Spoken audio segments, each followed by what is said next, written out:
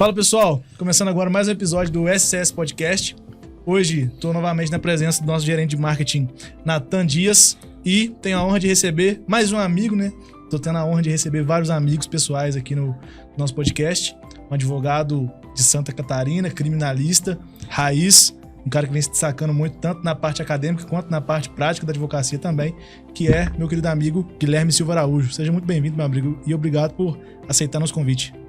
Obrigado, Ronan. Obrigado pelo convite, cara. Um prazer muito grande estar aqui contribuindo com esse projeto. Espero que a gente possa trocar uma ideia valiosa aí e acrescentar algum conteúdo para o pessoal que tá acompanhando. Mas desde já parabenizo vocês de modo geral pela iniciativa de trazer profissionais aqui de várias áreas para difundir conhecimento e trazer discussões essenciais aí tanto para o acadêmico de direito, quanto para o jovem advogado, quanto para o advogado já consolidado que precisa ouvir outras ideias e outras formas de pensar. Então, te agradeço pela oportunidade, pelo espaço e vamos lá. Então, acho que a gente pode começar do começo, né? Eu acho que a gente tem uma história muito parecida, Guilherme, questão de origem, assim. Pelo que a gente já conversou, dos bastidores, você também veio muito de baixo, né? Então, eu queria que você contasse, basicamente, uma parte da sua história. Como é que foi essa transição de entrar no direito e depois de começar na advocacia? O que você fez de diferente aí? Como que foi essa vinda de baixo, dessa origem mais humilde? Cara, eu venho de uma cidade pequena, cresci numa cidade pequena. Não sou de uma família de advogados, né? Mas em determinado momento da minha vida eu defini que o direito seria o curso que eu ia cursar, que eu ia fazer, e frequentar a faculdade. Fiz mais ou menos como a maioria dos jovens que entram no direito, sem efetivamente ter uma linha muito clara de onde eu queria chegar. Eu entrei no direito muito jovem também. A gente, no Brasil, é um ponto importante. Nós entramos na faculdade muito jovens, né, e muitas vezes sem uma base de maturidade para poder decidir. Então a gente entra meio que na sorte. Alguns se encontram, outros não se encontram. E eu, felizmente, me encontrei. Muita gente me pergunta se eu queria ser advogado desde sempre, se é algo que eu trazia como vocação desde jovem. Não é. Não era. Eu tentei fazer vestibular para jornalismo na Federal, acabei não passando, fiquei um tempo pensando o que ia fazer e acabei entrando no direito. E, cara, acabei estagiando em escritório de advocacia. Lá eu tive o primeiro contato com a atividade da advocacia e ali eu defini que eu queria ser advogado. Ainda não sabia qual a área, definitivamente. Depois tive contato com profissionais da área penal e passo então a estabelecer que eu queria ser criminalista. Antes disso, obviamente, para me manter, né, eu trabalhei no comércio, de modo geral, era de uma família simples, uma família de classe média baixa, então eu precisei trabalhar de garçom, frentista de posto de gasolina, serviços gerais, de modo geral, enquanto ainda estava no começo da faculdade, para me manter. Eu fui bolsista da faculdade, né, bolsista do ProUni, na época que foi que possibilitou que eu concluísse a faculdade. E também me desse uma maturidade para me relacionar com as pessoas, todo a minha vinda de um extrato social um pouco menos favorecido, talvez me deu vivência e capacidade e casca para poder enfrentar depois a advocacia da forma que ela é, né? O advogado no início, sobretudo, apanha muito, sofre muito, é muito humilhado em vários aspectos, né? A advocacia ela apanha muitas vezes da autoridade, apanha no sentido de sofrer, enfim, de modo geral, e apanha muitas vezes do cliente, apanha do colega, tem problema para se destacar no mercado. Então o advogado ele tem que ter uma capacidade de resistência. Eu acho que a minha história, vindo de baixo, pegando muito ônibus, tendo dificuldades financeiras para me manter, acho que isso me deu capacidade de enfrentar, né, a advocacia. Então essa transição ela foi demorada, né, porque você vem de um contexto simples, você faz faculdade longe da sua cidade, então eu pegava ônibus, vinha, era muito trabalhoso, com jornada dupla na época, então eu trabalhava e estudava. E quando eu entro no escritório, já no meio da faculdade, eu defino que é aquilo que eu quero. E aí as coisas não ficaram mais fáceis, pelo contrário, ficaram mais difíceis quando eu comecei a estagiar, porque a remuneração a gente sabe que no estágio ela é menor, os escritórios eles entendem que a mão de obra é não qualificada no início, então o salário não é grandes coisas, isso é uma regra geral. E ali foi um período bastante difícil também, do meio da faculdade para o final, até eu realmente me tornar advogado nesse escritório, passar na OAB, efetivamente ter um salário melhor, foi, né, isso já com 22, 23 anos, que eu comecei a respirar, digamos assim, e tive acesso aí um padrão de vida um pouco melhor como advogado júnior de um escritório. Então essa transição ela foi demorada, né? Passando aí de uma adolescência com simplicidade, não era uma adolescência miserável, nunca me faltou nada básico em casa, mas uma adolescência com limitações financeiras, como a maioria dos jovens brasileiros, né? Eu acho que o Brasil é um país pobre, é um país ainda com muitas dificuldades socioeconômicas, e eu não sou um jovem fora da curva, eu sou um jovem dentro de um contexto socioeconômico padrão no Brasil, com pai e mãe trabalhadores, com muitas dificuldades, muitas limitações, sonhando ter acesso a bens de consumo que a gente é bombardeado a todo tempo, querendo ter um carro, querendo ter uma viagem, uma casa boa, viajar. Isso sempre habitou em mim. E eu busquei no direito, e busquei na advocacia, na construção de uma carreira, a forma de sair daquele meu local ali, daquele meu locus que eu estava posicionado.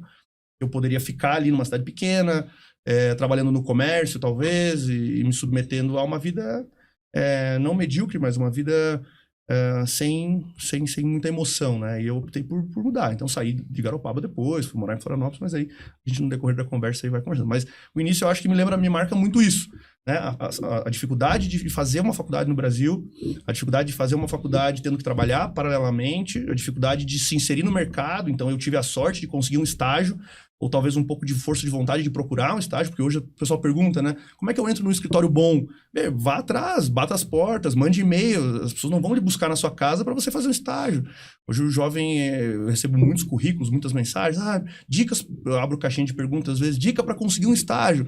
Meu amigo, você tem que ir em busca de um estágio. Você tem que mandar e-mail para você que bater a porta, fazer currículo. Hoje ninguém mais faz isso. Na minha época, o cara pegava uma pastinha, imprimia 30 currículos e batia a porta no escritório. Você vai num prédio como Brasília, no Brasil 21, ele tem 50 escritórios. Você vai, faz uma pasta com 50 currículos, diz que você não está procurando dinheiro, você está procurando experiência, entrega, duvido.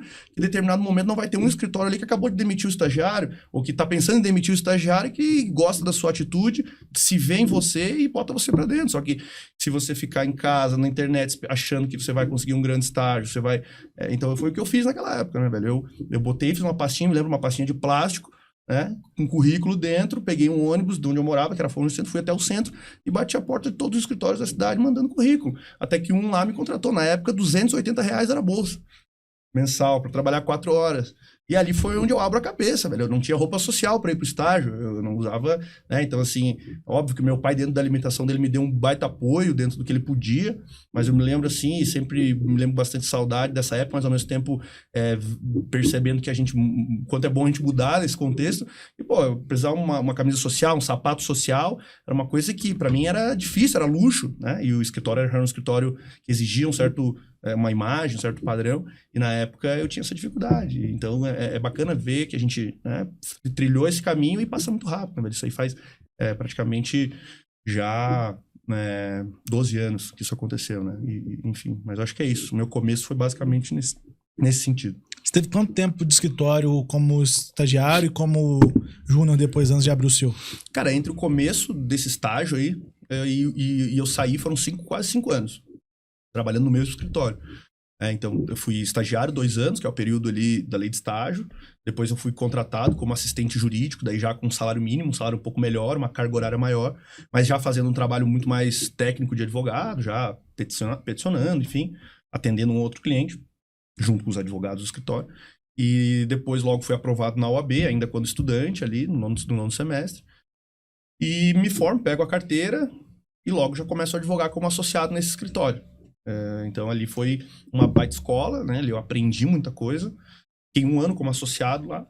E depois resolvi fundar o escritório. Mas foram total quase 5 anos. Aquele associado, CLT disfarçado de associado? Era, né? Cara, mais ou menos isso, assim. Eu tinha uma rotina bem pesada de trabalho, né? Mas não tenho o que reclamar na época, porque a minha relação até então com os meus ex-chefes era muito boa, de confiança. Depois que eu saí do escritório, isso é um tema sempre que eu trago com alguma resistência no coração, porque eu saí do escritório e a relação se deteriorou por vários motivos. De alguma forma, eu estava lá dentro, tocava o escritório, saí, montei uma concorrência na mesma cidade, uma cidade pequena, então isso gerou de alguma forma uma ruptura, não por minha parte, mas por parte dos meus ex-chefes. Seu estágio era em Garopaba? Era em Garopaba. Era um escritório que tinha matriz em Florianópolis e uma filial em Garopaba. E eu trabalhava na filial de Garopaba. Então, eu praticamente já conduzia a filial. Era o gerente, eu estava lá há 5 anos. Então, eu tratava dos clientes pessoalmente. Era uma relação minha já praticamente de sócio do escritório. E eu resolvi sair, e aí alguns clientes naturalmente vieram comigo, porque eu era a linha de frente, eu atendia o cliente no corpo a corpo. E a advocacia tem muito isso, a relação é pessoal. Eu saí, montei meu escritório, troquei de sala, mas muitos clientes acabaram naturalmente vindo. Então foram 2 fatores que criaram essa barreira com o escritório que eu trabalhava, que era o fato de eu levar alguns clientes e, além de tudo, montar uma concorrência. E aí o terceiro ponto, ele perder ainda alguém estratégico de dentro do escritório, que era quem carregava o piano, digamos assim. Então, de alguma forma, se gerou aí um distanciamento, né? Mas é algo que eu tenho muita gratidão por esse período. Trabalhei muito lá, sim, entreguei muito, assim, tocava o escritório como se meu fosse, até porque na época pretendia crescer dentro do escritório e lá ser sócio. Você sentiu que não tinha essa possibilidade? Por isso que decidiu sair, ou não? Mais ou menos, cara. Na realidade, eu entendi que a energia que eu colocava ali, né, ela não gerava o retorno que geraria se eu colocasse aquela energia no meu negócio. Então, eu colocava muita energia, assim, de todos os aspectos naquele negócio. Tanto de gestão, eu tentava aprimorar os processos de gestão, tentava fazer muita coisa que depois eu fui fazer no meu escritório, no Araújo Sandini. Então, muitas das estratégias, das táticas comerciais que eram vistas na época, em 2016, como algo até agressivo para o mercado, eu queria fazer lá, e era um escritório já um pouco mais antigo, então, de alguma forma, havia uma barreira de comportamento mesmo, de divisão, de diferença de gerações, por assim dizer, que me impediam de tomar algumas atitudes comerciais um pouco mais agressivas. E isso de alguma forma me limitava, e eu comecei a ver que não era mais o lugar que eu tinha que estar. Não aconteceu algo específico, foi um descontentamento meu em vários aspectos, não só valorização de remuneração, até porque no início, para o primeiro ano de advocacia, na época, eu com comissões e tudo mais, eu já ganhava, enfim, entre 3, 4, 5 mil reais, isso há 6 anos atrás, para um jovem advogado com 22, 23 anos, era uma remuneração ok. Então não era uma questão só de financeira, era uma questão de espaço, de autonomia, de tomada de decisão. E eu via que, de alguma forma, o santo de casa não faz milagre. Eu via que eu era de alguma forma subestimado por ser jovem, por estar ali. E o que eu colocava na mesa de ideias talvez não fosse tão levado em consideração. Ou fosse levado em consideração, mas por uma questão de protagonismo, muitas vezes, a pessoa não quer acatar, às vezes, uma determinação, uma orientação, uma sugestão do cara que era o estagiário, o dono do escritório não se sente, ele perde de alguma forma a autoridade. Então é uma coisa do ser humano. Mas não guardo nenhuma mágoa, não guardo nenhum rancor. Mas talvez se tivesse ficado lá e fosse outro pensamento, hoje eu poderia estar lá até hoje como sócio, enfim. Mas acabou que montei, não me arrependo da decisão, foi talvez uma das grandes decisões que eu tomei. Foi arriscado no início, porque eu estava trocando um salário razoável, que já me mantinha num padrão de vida que eu nunca tinha tido, por um escritório novo, sem clientes, sem tradição, sem nome. E aí foi bastante assustador no início. Mas acabou que deu tudo certo nesses 6 anos. E o que você acha que foi o diferencial do seu processo de ter saído de frentista para ter se tornado e chegado onde você chegou hoje no seu escritório? Quais são os pontos assim que você acha que foram cruciais como característica de pessoa mesmo e também de forma técnica, né? O que você acha que foi esse diferencial? Cara, em termos de característica, foi estabelecer um plano muito claro, tanto em termos de remuneração, em termos de posição social, posição profissional, e começar a agir em todas as áreas da minha vida alinhado àquele plano.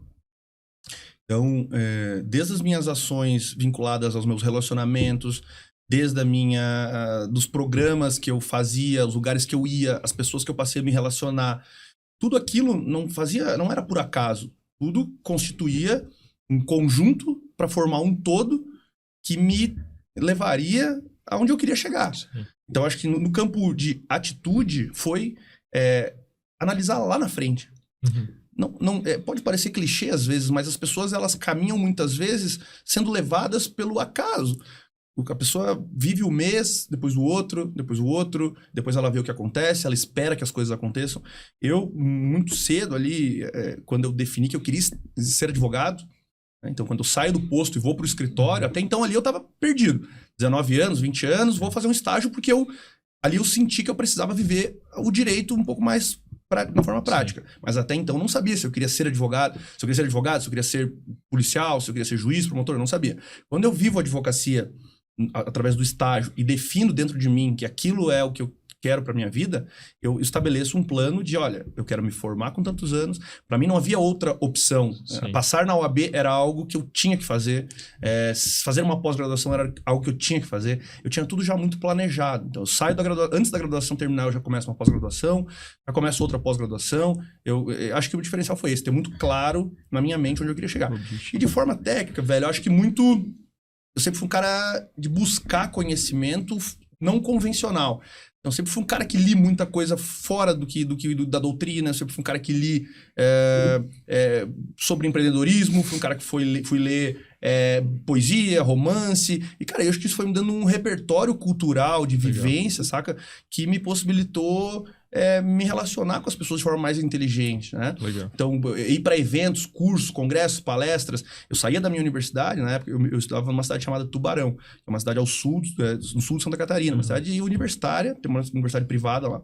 Eu pegava um ônibus, velho, eu ia pra Universidade Federal, onde hoje eu faço doutorado, ia na época pra um congresso sozinho, meus amigos não queriam ir, os caras, vou lá pra Floripa pegar um ônibus, vou ver um congresso. Eu falava, pô, cara, tem um palestrante, na época eu me lembro do Auri e o Alexandre, que hoje são grandes caras do processo penal, na época eles eram já expoentes, e eu falava, poxa, na minha faculdade eu não tenho professores desse quilate, eu quero ir onde os caras estão. O evento é gratuito, eu pegava um busão sozinho, com a pastinha, e ia. Então, essa busca de conhecimento, mas num conhecimento fora do convencional, fora do meu zona de conforto, acho que foi determinante, assim, velho. Então, dois aspectos, né? Ter muito claro onde eu queria chegar, ter paciência para isso também, é o que eu falo muito, e o Ronan, a gente conversa sobre isso. A tecnologia também, ao passo que ela nos ajuda muito, ela nos deixa muito mais ansiosos para que as coisas aconteçam. Então, eu tinha isso muito tranquilo. Eu falava, pode demorar o tempo que for, mas eu vou ter o carro que eu quero ter, eu vou fazer a viagem que eu quero fazer, eu vou comprar na loja que eu quero comprar. Sim. Então, assim, eu tinha 22 anos e eu já, sabe? Acho que isso foi determinante. E no campo técnico, acho que essa capacidade de diversificar os locais onde eu buscava saberes, conhecimento, ouvir as pessoas, né? Ouvir quem tinha passado já na minha frente, realmente ouvir mais do que falar, sabe? Então acho que são aspectos aí que eu julgo que foram diferenciais, assim, né? Sensacional. Retomando aquela parte lá da sua saída do primeiro escritório, acho que isso também traz uma lição pra gente, e a gente aqui gosta de debater muito, estudar muito sobre gestão também, e liderança, e nunca é muito inteligente você se colocar enquanto gestor de um escritório, de uma organização, dependente quase que 100% de uma pessoa, né? Então, o seu gestor ali, ele se colocou nessa posição de ser muito dependente de você, e aí ele cometeu, acho que na minha opinião, não sei, né? Alguns vão falar que é erro, outros não, mas na minha opinião um erro, que é de não te possibilitar, então, crescimento. Beleza. Se você realmente é indispensável aqui dentro, para você era muito inteligente, porque aí você tem poder de barganha, mas para quem é o gestor do escritório, não é. E aí, se ele não abre outra porta para você crescer ali dentro, ele tá basicamente te repelindo, né? Então, acho que é uma lição importante aí de gestão. Não se colocar numa posição de dependência 100% de alguém. E se você quiser se colocar nessa posição, que pelo menos você dê alguma perspectiva para essa pessoa crescer lá dentro e dê liberdade, né? Eu acho que essa questão que você falou da liberdade de atuação é muito importante. O cara que geralmente ele é diferente, ele muitas vezes fica menos descontente com remuneração do que com a falta de liberdade para ele atuar.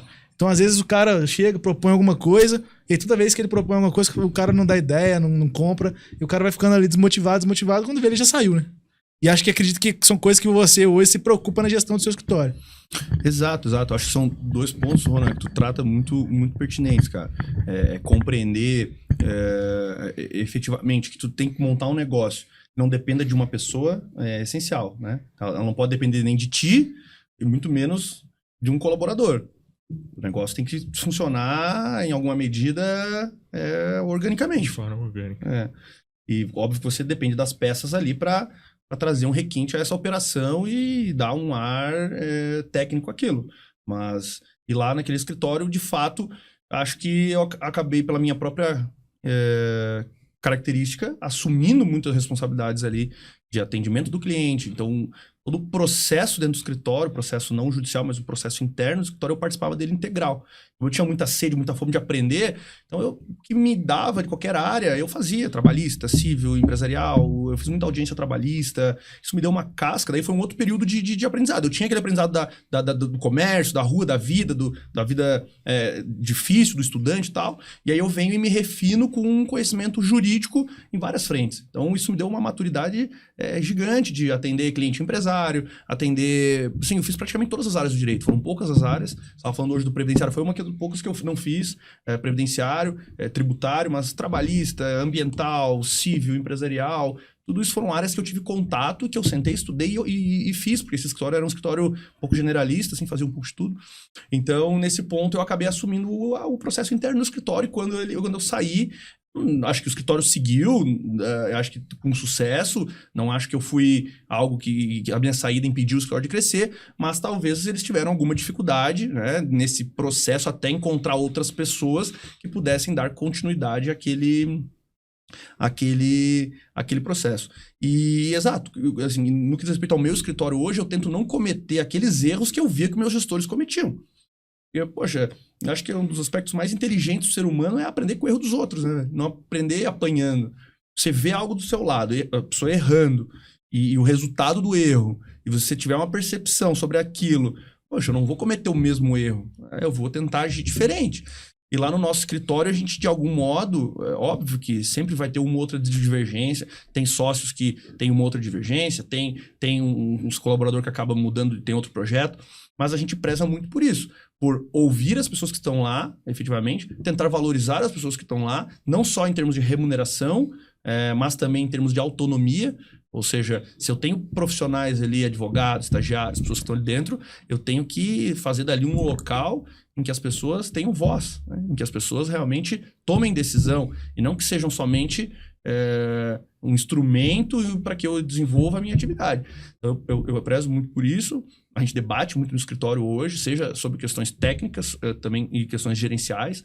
Eu procuro sempre passar para os meus associados, para os estagiários, a situação do escritório, as novas posições de crescimento, o que a gente pretende, o que a gente quer fazer, para que eles também possam dar ideias e falar, às vezes, de fora, né? A pessoa, de fora não, de dentro, mas não do meu prisma, né? Eu estou olhando como dono, como gestor. Às vezes eu tenho um estagiário ali que tem uma percepção, às vezes não me fala, mas se eu perguntar para ele me falar, pode ser algo que tenha de valor ali para eu mudar, para melhorar algo na minha operação.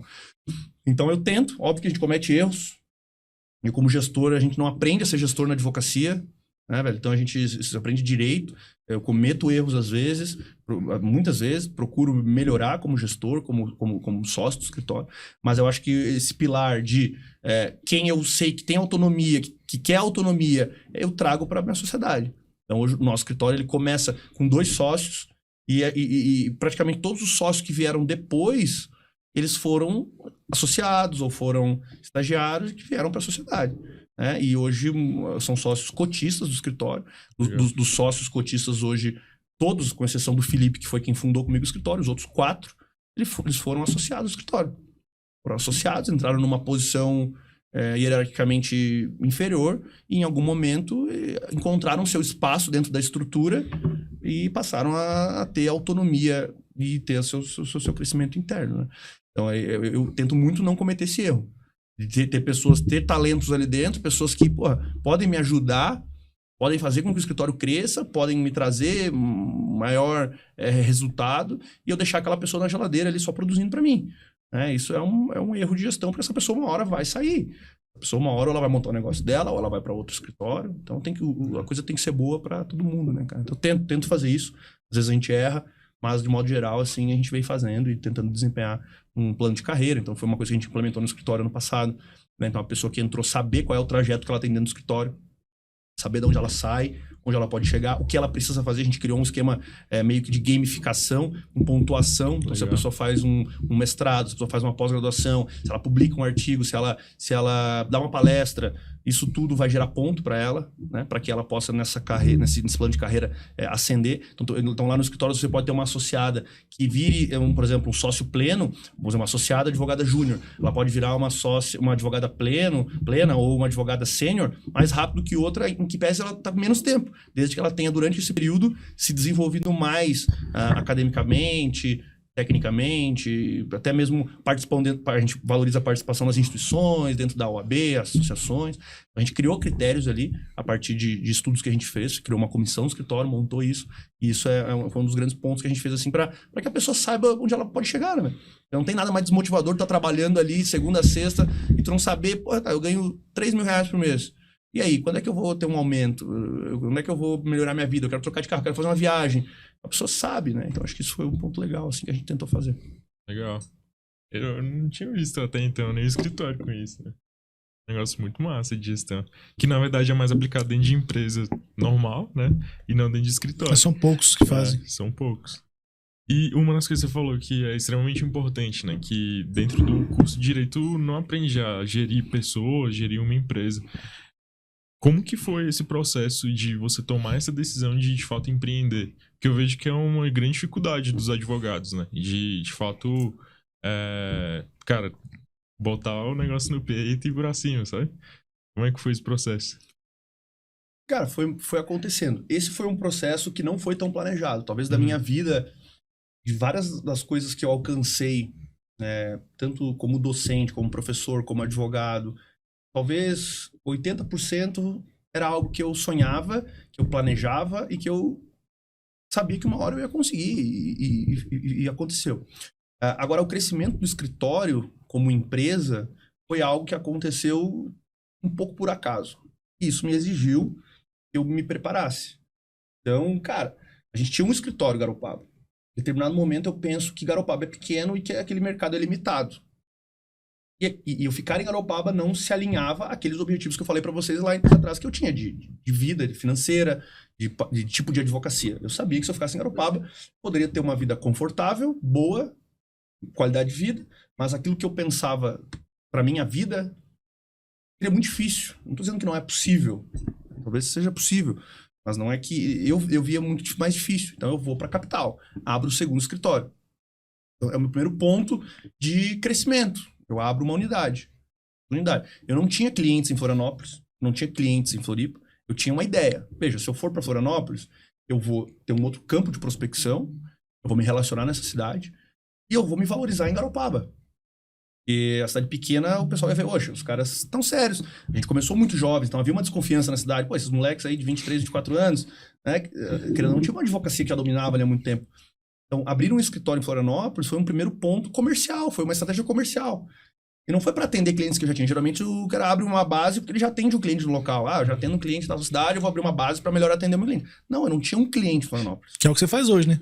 Exato. De alguma forma é o que eu faço hoje. É utilizar da unidade como um ponto de referência para que eu possa, a partir dessa unidade instalada, criar um novo nicho de prospecção.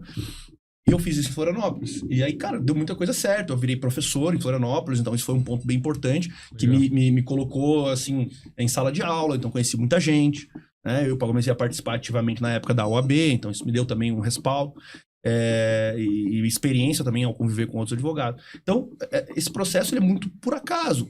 Automaticamente eu tinha 2 escritórios, eu tinha já desenvolvido uma habilidade gerencial, né? São duas contas, são contas de 2 escritórios, são funcionários, e começa a crescer o escritório. E aí, velho, eu começo a tentar fazer a gestão disso de forma um pouco mais organizada e voltada para a atividade empresarial. Sim. E aí depois o crescimento das outras unidades, ela vem muito por acaso, porque a gente é procurado por pessoas para montar. Como a gente investe muito desde o início na questão da imagem, da identidade visual, de um padrão, desde a nossa cor do escritório, ao cartão, ao site. Então isso foi algo que a gente sempre criou. A gente criou na região uma marca. Legal. Enquanto muitos advogados tinham seu escritório no seu nome, João da Silva Advogados, a gente criou uma marca. Legal. E essa marca começou a atrair investimento. O jovem advogado se formava e começou a nos procurar. Então foi onde a gente montou 2 outras unidades através de quase um processo de franquia. Ou seja, o advogado queria utilizar a nossa marca, ele entendia que usar a nossa marca daria mais credibilidade, aceleraria o processo dele de posicionamento naquela localidade, e a gente bancou isso. Então logo a gente vira 4 escritórios. Né? E aí a gente vira 4 escritórios, a gente já toma uma proporção de médio escritório, e aí a gente vê que esse negócio dá certo, abre o 5º, aí fora do estado, Porto Alegre, também nesse esquema de ter um sócio local E agora estamos inaugurando Brasília, que é o 6º. E isso me obrigou, velho, a ter que entender como fazer essa máquina girar. São secretárias, são sócios, são estagiários. São problemas, microproblemas, é a secretária que tem um atestado, que tu tem que botar alguém no lugar para não deixar tua porta fechada no local. É o teu imposto, que tu tem que fazer uma métrica para ver como é que tu tributa, né? Tu tem que ter o relacionamento com o contador. Aí tu passa a ter uma estrutura de prestação de serviço. Hoje a gente tem assessoria de imprensa, pessoal do tráfego pago, pessoal que faz vídeo, que faz foto, o contador. Cara, tu cria um negócio grande, começa a criar uma estrutura grande, tanto interna, gente quanto externa, para aquilo funcionar. E aí tu tem que se especializar, né? Assim, então foi muito por acaso. Essa parte assim meu desenvolvimento como gestor, como alguém que controla essa estrutura toda, tanto que agora a gente foi procurar no mercado, a gente contratou recentemente agora uma pessoa que já trabalhou em grandes escritórios na parte administrativa para vir para dentro, para que eu pudesse também me desonerar um pouco dessa parte de gestão. Porque era que ficava tudo assim, até por trouxeram um CEO, então, basicamente. Exato, né? Exato. Basicamente, óbvio, com todo o apoio dos outros sócios, mas que como eu estava desde o início e a minha característica de liderança me fazia com que eu tomasse à frente muitas coisas. Sim. E isso, cara, me onerava muito meu escritório e me deixava, até certo ponto, sobrecarregado, porque eu tinha que cuidar do técnico, que eu cuido do técnico, e da gestão. Então, agora a gente já tinha uma administradora, uma pessoa que fazia a gestão, era uma ex-secretária que tinha se formado em administração e ficou fazendo a gestão, mas a gente precisava de alguém da advocacia. Agora a gente contratou uma pessoa que é advogada e administradora, ela foi controller muito tempo de grandes bancas do estado, então a gente foi para o mercado, investiu, né? O advogado tem que fazer isso também, investir na gestão. Investir na gestão não é só software, tem que também ter pessoas. A gente trouxe a Fernanda, que é uma grande profissional que está nos ajudando agora, tá 2 meses, está implantando várias rotinas internas, porque se tornou um negócio grande, né? Um negócio grande e precisa de organização. Então, assim, respondendo a tua pergunta objetivamente, cara, eu me tornei um gestor muito por acaso, mas também eu fui estudar, eu fui ler, eu fui seguir gente no Instagram que tinha conteúdo sobre gestão, eu fui buscar ler sobre gestão, para poder minimamente dar conta disso tudo aí, fazer com que a coisa andasse, né? Porque precisa ter uma figura ali de liderança, né? E eu tentei ser essa pessoa. Legal. Essa ideia de ir pro mercado contratar é muito comum também no mundo empresarial e na advocacia praticamente não existe, né? Exato. Tu entender que tu tem um problema interno, que tem alguém capaz, só que a gente sempre tenta fazer fórmulas caseiras, né? Eu vou pegar meu estagiário aqui, talvez ele pode virar isso aqui e tal, só que às vezes não dá. Ainda que tu confie na pessoa, ainda que a pessoa tenha a melhor das intenções, experiência é muito, muito complicado. Porque, por exemplo, a gente precisava de alguém que já tivesse vivido dentro de escritórios maiores o que a gente vai viver. E pudesse nos dar o caminho. Olha, lá eles fazem assim, a gente fez assado, né? Agora, se tem alguém dentro, a minha visão, ela não é uma visão de alguém que viveu dentro de um grande escritório. Minha visão é a visão do escritório que eu trabalhava, que era um escritório médio, e do meu que vem crescendo. Então, ter a visão de alguém que já trabalhou num escritório com 15, 20, 30 advogados é uma coisa que vai me ajudar nesse processo de crescimento. Perfeito. Você explorou muito bem essa questão da expansão do seu escritório. Você até citou, né? Você tem assessoria de imprensa, tem equipe também que faz a parte mais de marketing. Queria que você contasse um pouco pra gente sobre isso. Como que é esse processo aí? Como vocês enxergam isso? Cara, a utilização das unidades como uma forma de demonstrar para o mercado que eu tô crescendo foi uma coisa que a gente realmente utilizou. Se tornou uma forma de nós sermos percebidos pelo mercado. Sobretudo porque nós somos um escritório que não é de massa. Nós somos um escritório que atende de forma pontual, pessoas físicas e jurídicas. Então é difícil você ver no Brasil escritórios que têm esse perfil que conseguiram montar várias unidades. Os escritórios que conseguiram montar várias unidades são escritórios PJ que têm contas mensais. É muito mais fácil. Por exemplo, eu atendo determinada empresa aqui em Brasília. Essa empresa abre uma filial lá em Florianópolis. Ela vai precisar que eu atenda ela. Eu montar uma unidade em Florianópolis para atender ela, muito mais tranquilo. Eu já tenho uma receita daquela empresa, eu não preciso captar novos clientes, né? Ou, por exemplo, que advoga para banco. Mas se você advoga para banco, tem uma superintendência em cada região, você monta um escritório em cada região, você atende aquilo lá.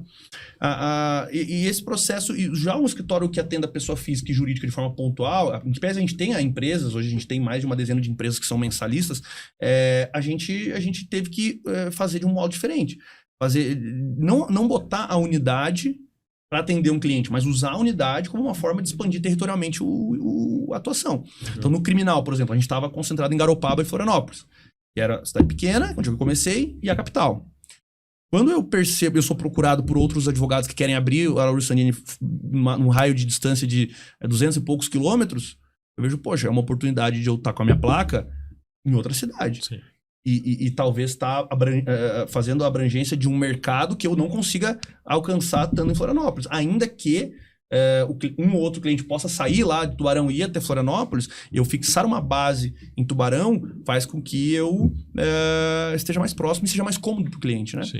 Então eu explorei isso mediaticamente, aí foi onde eu comecei a mostrar para as pessoas isso. Olha, pô, estamos abrindo mais uma unidade. E o cliente vê isso, o mercado vê isso como um indicativo de qualidade. Poxa, se esse cara está replicando o modelo dele em tal cidade, é porque ele desenvolve uma boa advocacia. Sim. E isso começa a ser uma forma de você criar autoridade no mercado rapidamente. Então, rápido, não tanto, a gente vai fazer 7 anos de escritório, mas a gente conseguiu alcançar patamares no mercado talvez mais rápido, porque a gente fez esse crescimento. Então, a abertura das unidades foi, sim, também uma estratégia comercial, de prospecção de novos negócios, mas também uma estratégia de criação de autoridade, de construção e consolidação da marca. Então, isso foi muito importante. E a gente explorou isso através de um planejamento. Então, quando nós vamos abrir uma unidade, a gente vai tentar buscar uma coluna social, vai mostrar lá, poxa, o escritório está abrindo na cidade tal, eu vou explorar isso nas redes sociais de todos os sócios. A gente vai fazer com que as pessoas saibam disso. Né? Então, agora a gente está abrindo Brasília. Eu quero atender o Brasil todo. A vinda para Brasília é uma forma de me posicionar no meio do país para que eu possa atender clientes, empresas, pessoas físicas do resto do país. O que eu talvez não conseguisse atender se eu estivesse lá no canto do país, lá no sul. Então eu preciso fazer que as pessoas saibam disso. E aí é onde entra a questão da assessoria de imprensa, que é uma empresa que está conosco há 4 anos. Quando eu fui para Florianópolis, eu sabia que não adiantava eu montar uma sede dentro de um prédio, ficar lá fechado. As pessoas precisam saber que eu estou aqui. Sim. As pessoas precisam saber que a Araújo Sandini está em Florianópolis. E aí, de que forma que eu fui?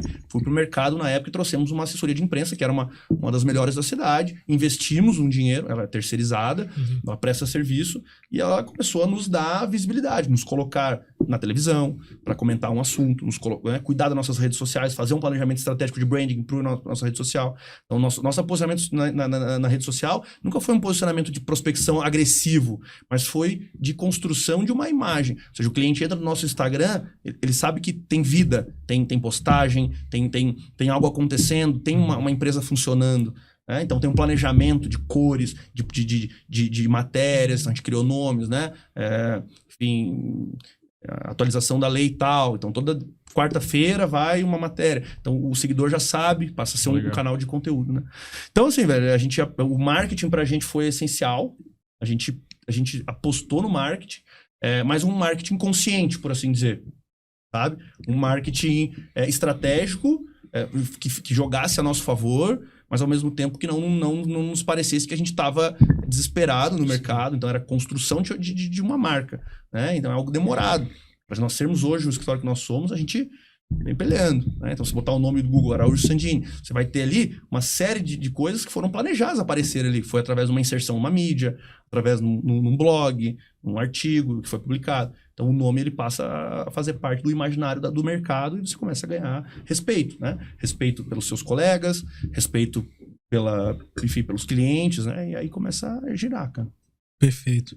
Você tem uma característica que eu acho que é um pouco peculiar, que você se coloca em ambientes que, em tese, são muito opostos. E aí eu vou exemplificar.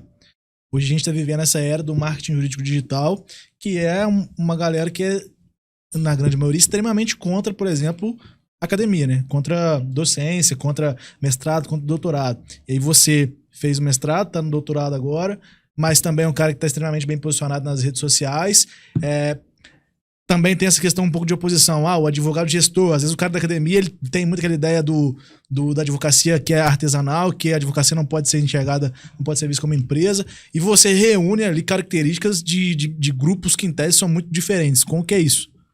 Cara, é uma boa leitura, acho que você fez uma boa leitura, e eu acho que elas não se excluem, né? Eu penso que você pesquisar, você estudar sobre um determinado assunto, você estar num mestrado, num doutorado, publicar um livro, não faz com que, não impede que você possa também estudar como gerir bem o seu negócio. A grande questão, Ronan, que eu acho que acontece na maioria das vezes, é que as pessoas não conseguem se organizar para poder ocupar todos esses espaços. realmente exige, e aí te falo sem falsa modéstia, um sacrifício extremo. Porque você tá tendo uma aula do doutorado numa segunda-feira à tarde. Você sai com a cabeça, às vezes, querendo só ver uma televisão, mas você tem os problemas do escritório para resolver. Você tem uma peça para revisar, porque eu ainda toco a parte técnica do escritório junto. Você tem uma sustentação oral no outro dia. Aí você tem que fazer um post no Instagram. Só que o que eu acho que eu fiz foi fazer um ajudar o outro. Então, eu utilizo a rede social para difundir o meu posicionamento na academia, que naturalmente me gera autoridade. Então, meu cliente vê, poxa, o Guilherme tá numa aula do doutorado, ou tá dando uma palestra, ou tá publicando um livro. É algo que, se eu não der a devida exploração digital para isso acaba sendo algo com pouca relevância. Então eu faço o quê? Eu utilizo a academia para buscar conhecimento, para pesquisar sobre temas que eu acho que são relevantes, para, enfim, dissolver inquietações que eu tenho técnicas e acadêmicas que eu vivo, mas ao mesmo tempo eu divulgo isso para as pessoas que me seguem, para que elas percebam que eu sou alguém que estou dedicado a um estudo, sou alguém que me dedico, me debruço sobre um tema, e que naturalmente isso me gera uma validação como profissional. Porque, poxa, se o sujeito ele pesquisa, ele estuda, ele publica um livro, ele está no doutorado, ele dá aula, tecnicamente me parece que essa pessoa tem alguma qualidade. Então eu busquei muito isso, né? Fazer com que as áreas da minha vida se complementem. Então a academia complementa a minha advocacia, porque eu faço com que eu estude mais, com que eu escreva melhor, com que eu fale melhor, com que eu tenha mais repertório técnico, filosófico, para poder redigir minhas peças, participar das audiências. Por outro lado, a minha advocacia complementa a minha docência, porque eu chego em sala de aula e eu retrato para o meu aluno aquilo que acontece nos foros, aquilo que acontece nos tribunais. Então eu sou um acadêmico que não estou ali discutindo o sexo dos anjos e falando sobre coisas abstratas. Eu estou ali na academia trazendo problemas, inclusive o que eu pesquiso na academia é um problema que eu vivo na advocacia, que é o problema da prisão preventiva. Então eu tentei sempre criar um laço entre as áreas da minha vida para que eu não ficasse justamente fazendo algo que está indo totalmente contra outra coisa. Então tudo que eu faço na academia, na advocacia, na minha atividade política dentro da OAB, participando das comissões, do conselho, tudo está interligado. Uma coisa ajuda a outra e vai gerando um movimento que vai me botando ocupando espaço. Então, acho que é um erro essa construção de que uma coisa exclui a outra. Acho que o cara pode ser o maior intelectual, o maior erudito, ter pós-doutorado, ter 20 livros publicados. Isso não faz com que ele seja um gestor que toque o escritório dele na caneta e no papel. Ele pode, sim, buscar uma gestão, até mesmo porque ele tem repertório e conhecimento para isso. Então, para ele estudar, se o cara fez um doutorado e leu em vários idiomas, estudou pra caramba, por que ele não pega um livro de um gestor e aprende também? É conteúdo, é conhecimento. Talvez não seja o conhecimento que ele quer se debruçar. Mas, enfim, eu acho que elas não se excluem. Eu sou uma prova viva disso. Elas não se excluem. Óbvio que às vezes você vai ter que abrir mão de talvez um desempenho que você queira ter. Eu sou um pesquisador, eu sou um bom pesquisador, ou eu sou um médio pesquisador, talvez eu pudesse ser um excelente pesquisador, mas eu teria que talvez não ser um advogado. Então eu prefiro ir bem e estar bem posicionado em todos. Eu falo isso muito no escritório, porque temos lá no escritório pessoas que fazem mestrado, enfim, estão estudando, e sempre surge essa dúvida, né? Vou para academia, vou dar um monte de aula, vou fazer mestrado, ou vou ficar na advocacia, porque um exclui o outro. Você tem que ver onde você, né? Eu sou advogado. O Guilherme hoje é advogado. Eu vivo da advocacia. Se eu tivesse que escolher pela advocacia e pela docência, me doeria muito o coração abandonar a docência, a pesquisa, mas eu escolheria a advocacia, que é onde eu comecei, é o que me dá o meu pão, é o que me dá as coisas que eu conquistei. A docência, ela contribui para isso, ela me coloca numa posição de estudo constante, de relacionamento com os alunos, me possibilita conhecer muita gente boa, gente melhor do que eu, que está há mais tempo, e gente que está vindo também com talento, mas ao mesmo tempo elas se ajudam, né? Então, eu acho que é isso, é você pegar o seu tempo, né? Hoje o nosso ativo mais valioso é o tempo, né? Você tem 24 horas do dia. E aí, como é que eu faço a gestão disso aqui?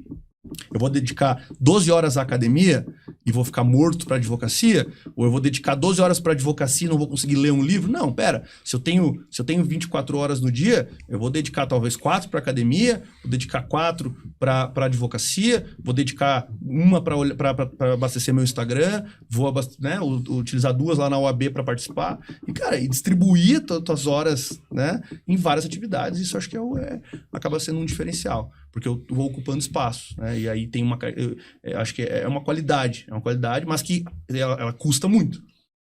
Ela é desgastante, muitos não conseguem, tem pessoas que optam por ficar daí na academia, vira academia, passo num concurso para professor titular de uma faculdade, de uma universidade, dou as minhas aulas e vivo daquilo ali. Advogar para mim é muito desgastante. Outros optam por ir para advocacia e não dar aula porque é cansativo. Eu tentei fazer aí ambos, né? E tenho dado conta até então, mas há muito custo e muito sacrifício. Tem uma coisa que eu falo que eu acho que você faz muito bem, que é aquela questão de que vale a pena abrir mão, principalmente do ponto de vista financeiro, né? Vale a pena abrir mão de um dinheiro pequeno agora para tentar alcançar um dinheiro maior no futuro. Ou vale a pena abrir mão de tempo agora para talvez ter um nome mais forte no futuro. E essa questão que você falou também, né? A internet deixou a gente um pouco mais imediatista. Isso às vezes é meio preocupante. A galera tá com dificuldade de pensar um pouco a longo prazo. Exato. Acho que isso aí é algo muito claro, né? Fazer o que eu estou fazendo hoje não vai me dar resultados imediatos. Os resultados, onde eu estou hoje, aí sim são resultado de coisas que eu fiz lá 5 anos atrás. Agora, os próximos 5 anos, o sucesso nesses 5 anos vai depender dos que eu estou fazendo hoje, né? Então, acho que isso aí é muito claro. Tem uma história interessante que acho que essa você não conhece ainda. Eu conheci o Guilherme, eu ainda era estagiário da Defensoria Pública de Minas Gerais. Atuava no núcleo criminal lá da Defensoria. Foi até por isso que eu comecei a te seguir, né? Nessa época você já era, acho que isso era 2018. Eu comecei em 2002 no estágio. Nessa época você já era posicionado ali no Instagram como advogado criminalista. E aí, entre as pessoas ali que eu pesquisei, meio que pra ser meio que uma referência, você entrou nessa lista também, né? E eu tive a oportunidade de fazer uma live com você, a gente contei isso outra vez, né? Tive uma oportunidade de fazer uma live com você que você falou uma coisa que me marcou. Eu costumo ter pequenas frases assim que eu ouço em algumas conversas e que marcam ali, que eu consigo guardar. E a que você me falou não espere a faculdade terminar e a carteirinha da OAB chegar para você se tornar advogado. E isso foi uma coisa que depois dessa nossa conversa eu apliquei muito.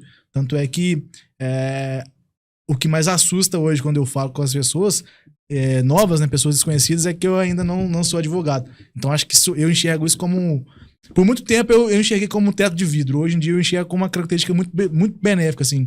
É um mérito mesmo. Então, muito disso partiu dessa frase, dessa conversa que a gente teve naquela live. Então, queria que você entrasse um pouco mais nisso. Como é que é isso? Porque hoje a gente vive uma questão também de interpretação de texto, que a galera tá muito precária nisso, né? Mas você fala, não espere se formar para se posicionar como advogado. Daqui a pouco vai vir aí alguém falando que você tá mandando a pessoa fazer exercício regular da advocacia e vai te denunciar na OAB. Então explica mais ou menos o que você quer dizer com isso.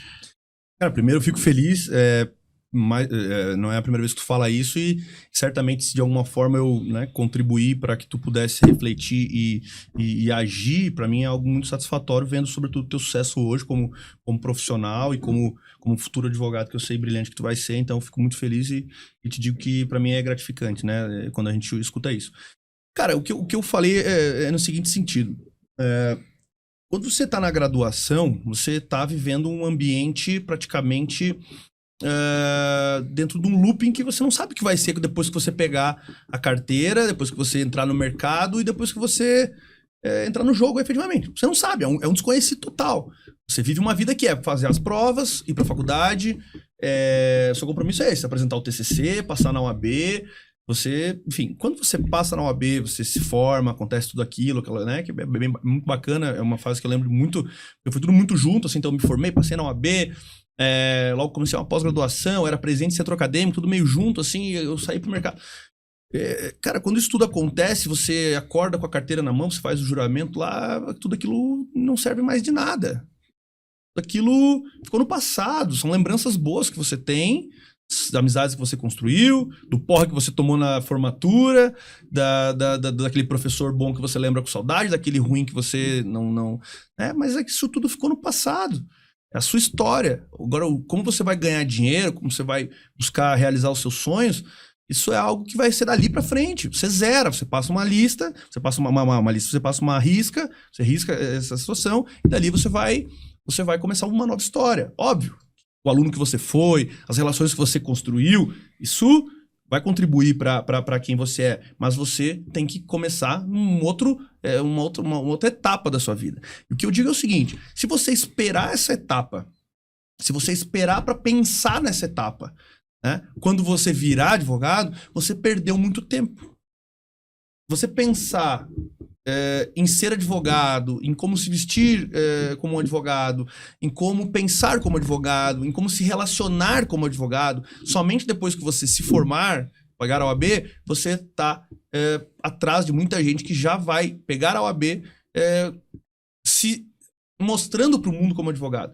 Então, o que eu falo sempre, o que eu fiz na época foi, eu não vou esperar a carteira para poder tomar atitudes compatíveis com a postura de um advogado.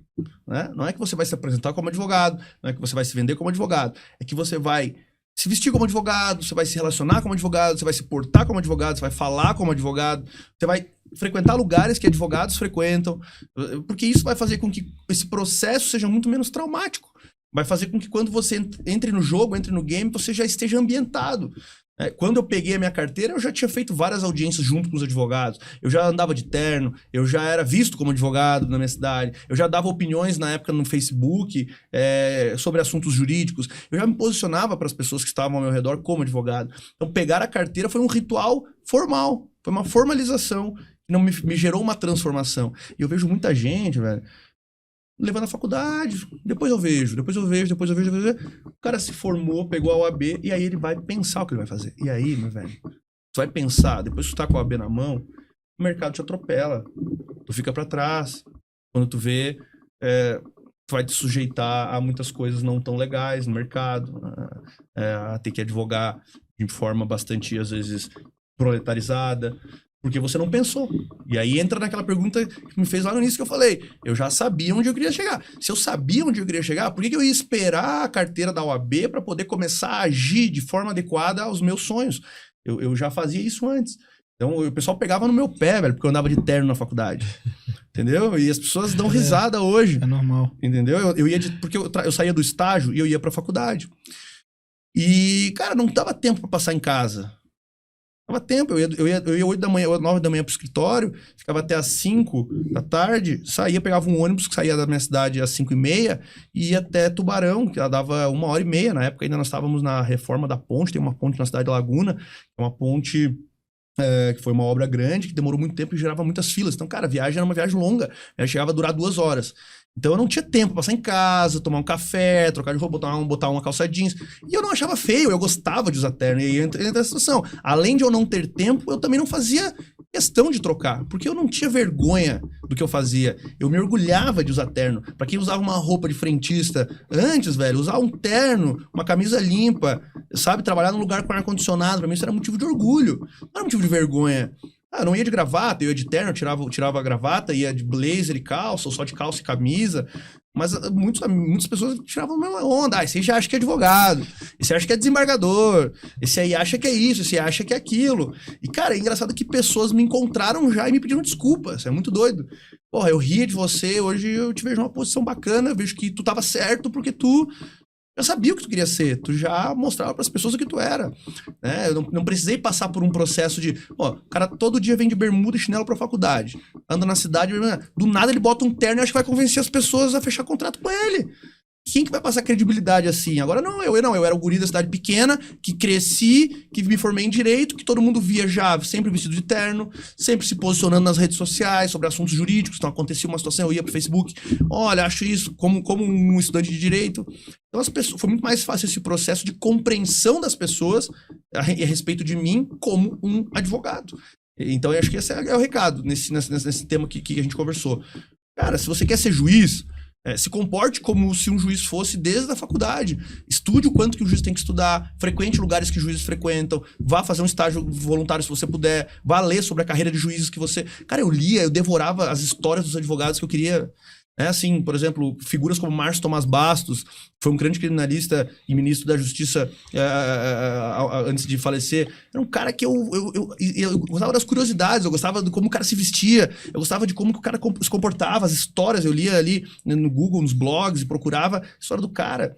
E, velho, assim, tem situações muito engraçadas, por exemplo, o Jader Marques, que é um cara hoje que é meu parceiraço, é um cara que é amigo, a gente se relaciona muito bem, eu dou aula na escola dele. O Jader era um ídolo pra mim. Eu ficava vendo os vídeos do Jader no YouTube, e eu incomodava o Jader no Facebook, na época não tinha Instagram, e ele não me respondia porque eu era só um fã, um estudante. E eu fui tão insistente em me aproximar do Jader, que ele fez um curso uma vez em Porto Alegre. Antes dele construir a escola de criminalistas, ele tinha o Instituto Tolerância. O Instituto Tolerância, na época, era um instituto que reunia advogados e professores e fazia alguns eventos. E, cara, eu saí sozinho, eu tinha um gol, assim, sem ar-condicionado, sem nada, o primeiro carro, assim, me formando. E eu me lembro, assim, que eu saí de Floripa e fui a Porto Alegre, não, eu morava em Garopaba, não. Saí de Garopaba e fui a Porto Alegre, ficar sentado no meio daquelas pessoas que, talvez, pra elas, naquele momento, era uma pessoa insignificante. Mas eu estava lá, o Jader me via, né? E aí, daqui a pouco, eu chamei ele para palestrar num evento, que eu era presidente do centro acadêmico, ele veio... Poxa, vejo o Guilherme de novo. Daqui a pouco eu encontro ele em determinado caso. E cria-se uma relação com aquela pessoa que era teu ídolo, tu era um fã, e daqui a pouco tu tá jantando com o cara, tu tá conversando de igual para igual com o cara. Só que esse processo, ele requer justamente isso, de você já se identificar, você não ter medo de estar próximo dessas pessoas. Poderiam falar, o que o Guilherme vai lá no curso do Jader, sem nenhum amigo, sem conhecer ninguém, paguei a minha inscrição, fui lá, fiquei quietinho, sozinho. Porque eu queria estar naquele ambiente. Hoje eu dou aula no curso do cara, entendeu? E isso só veio porque eu fui insistente.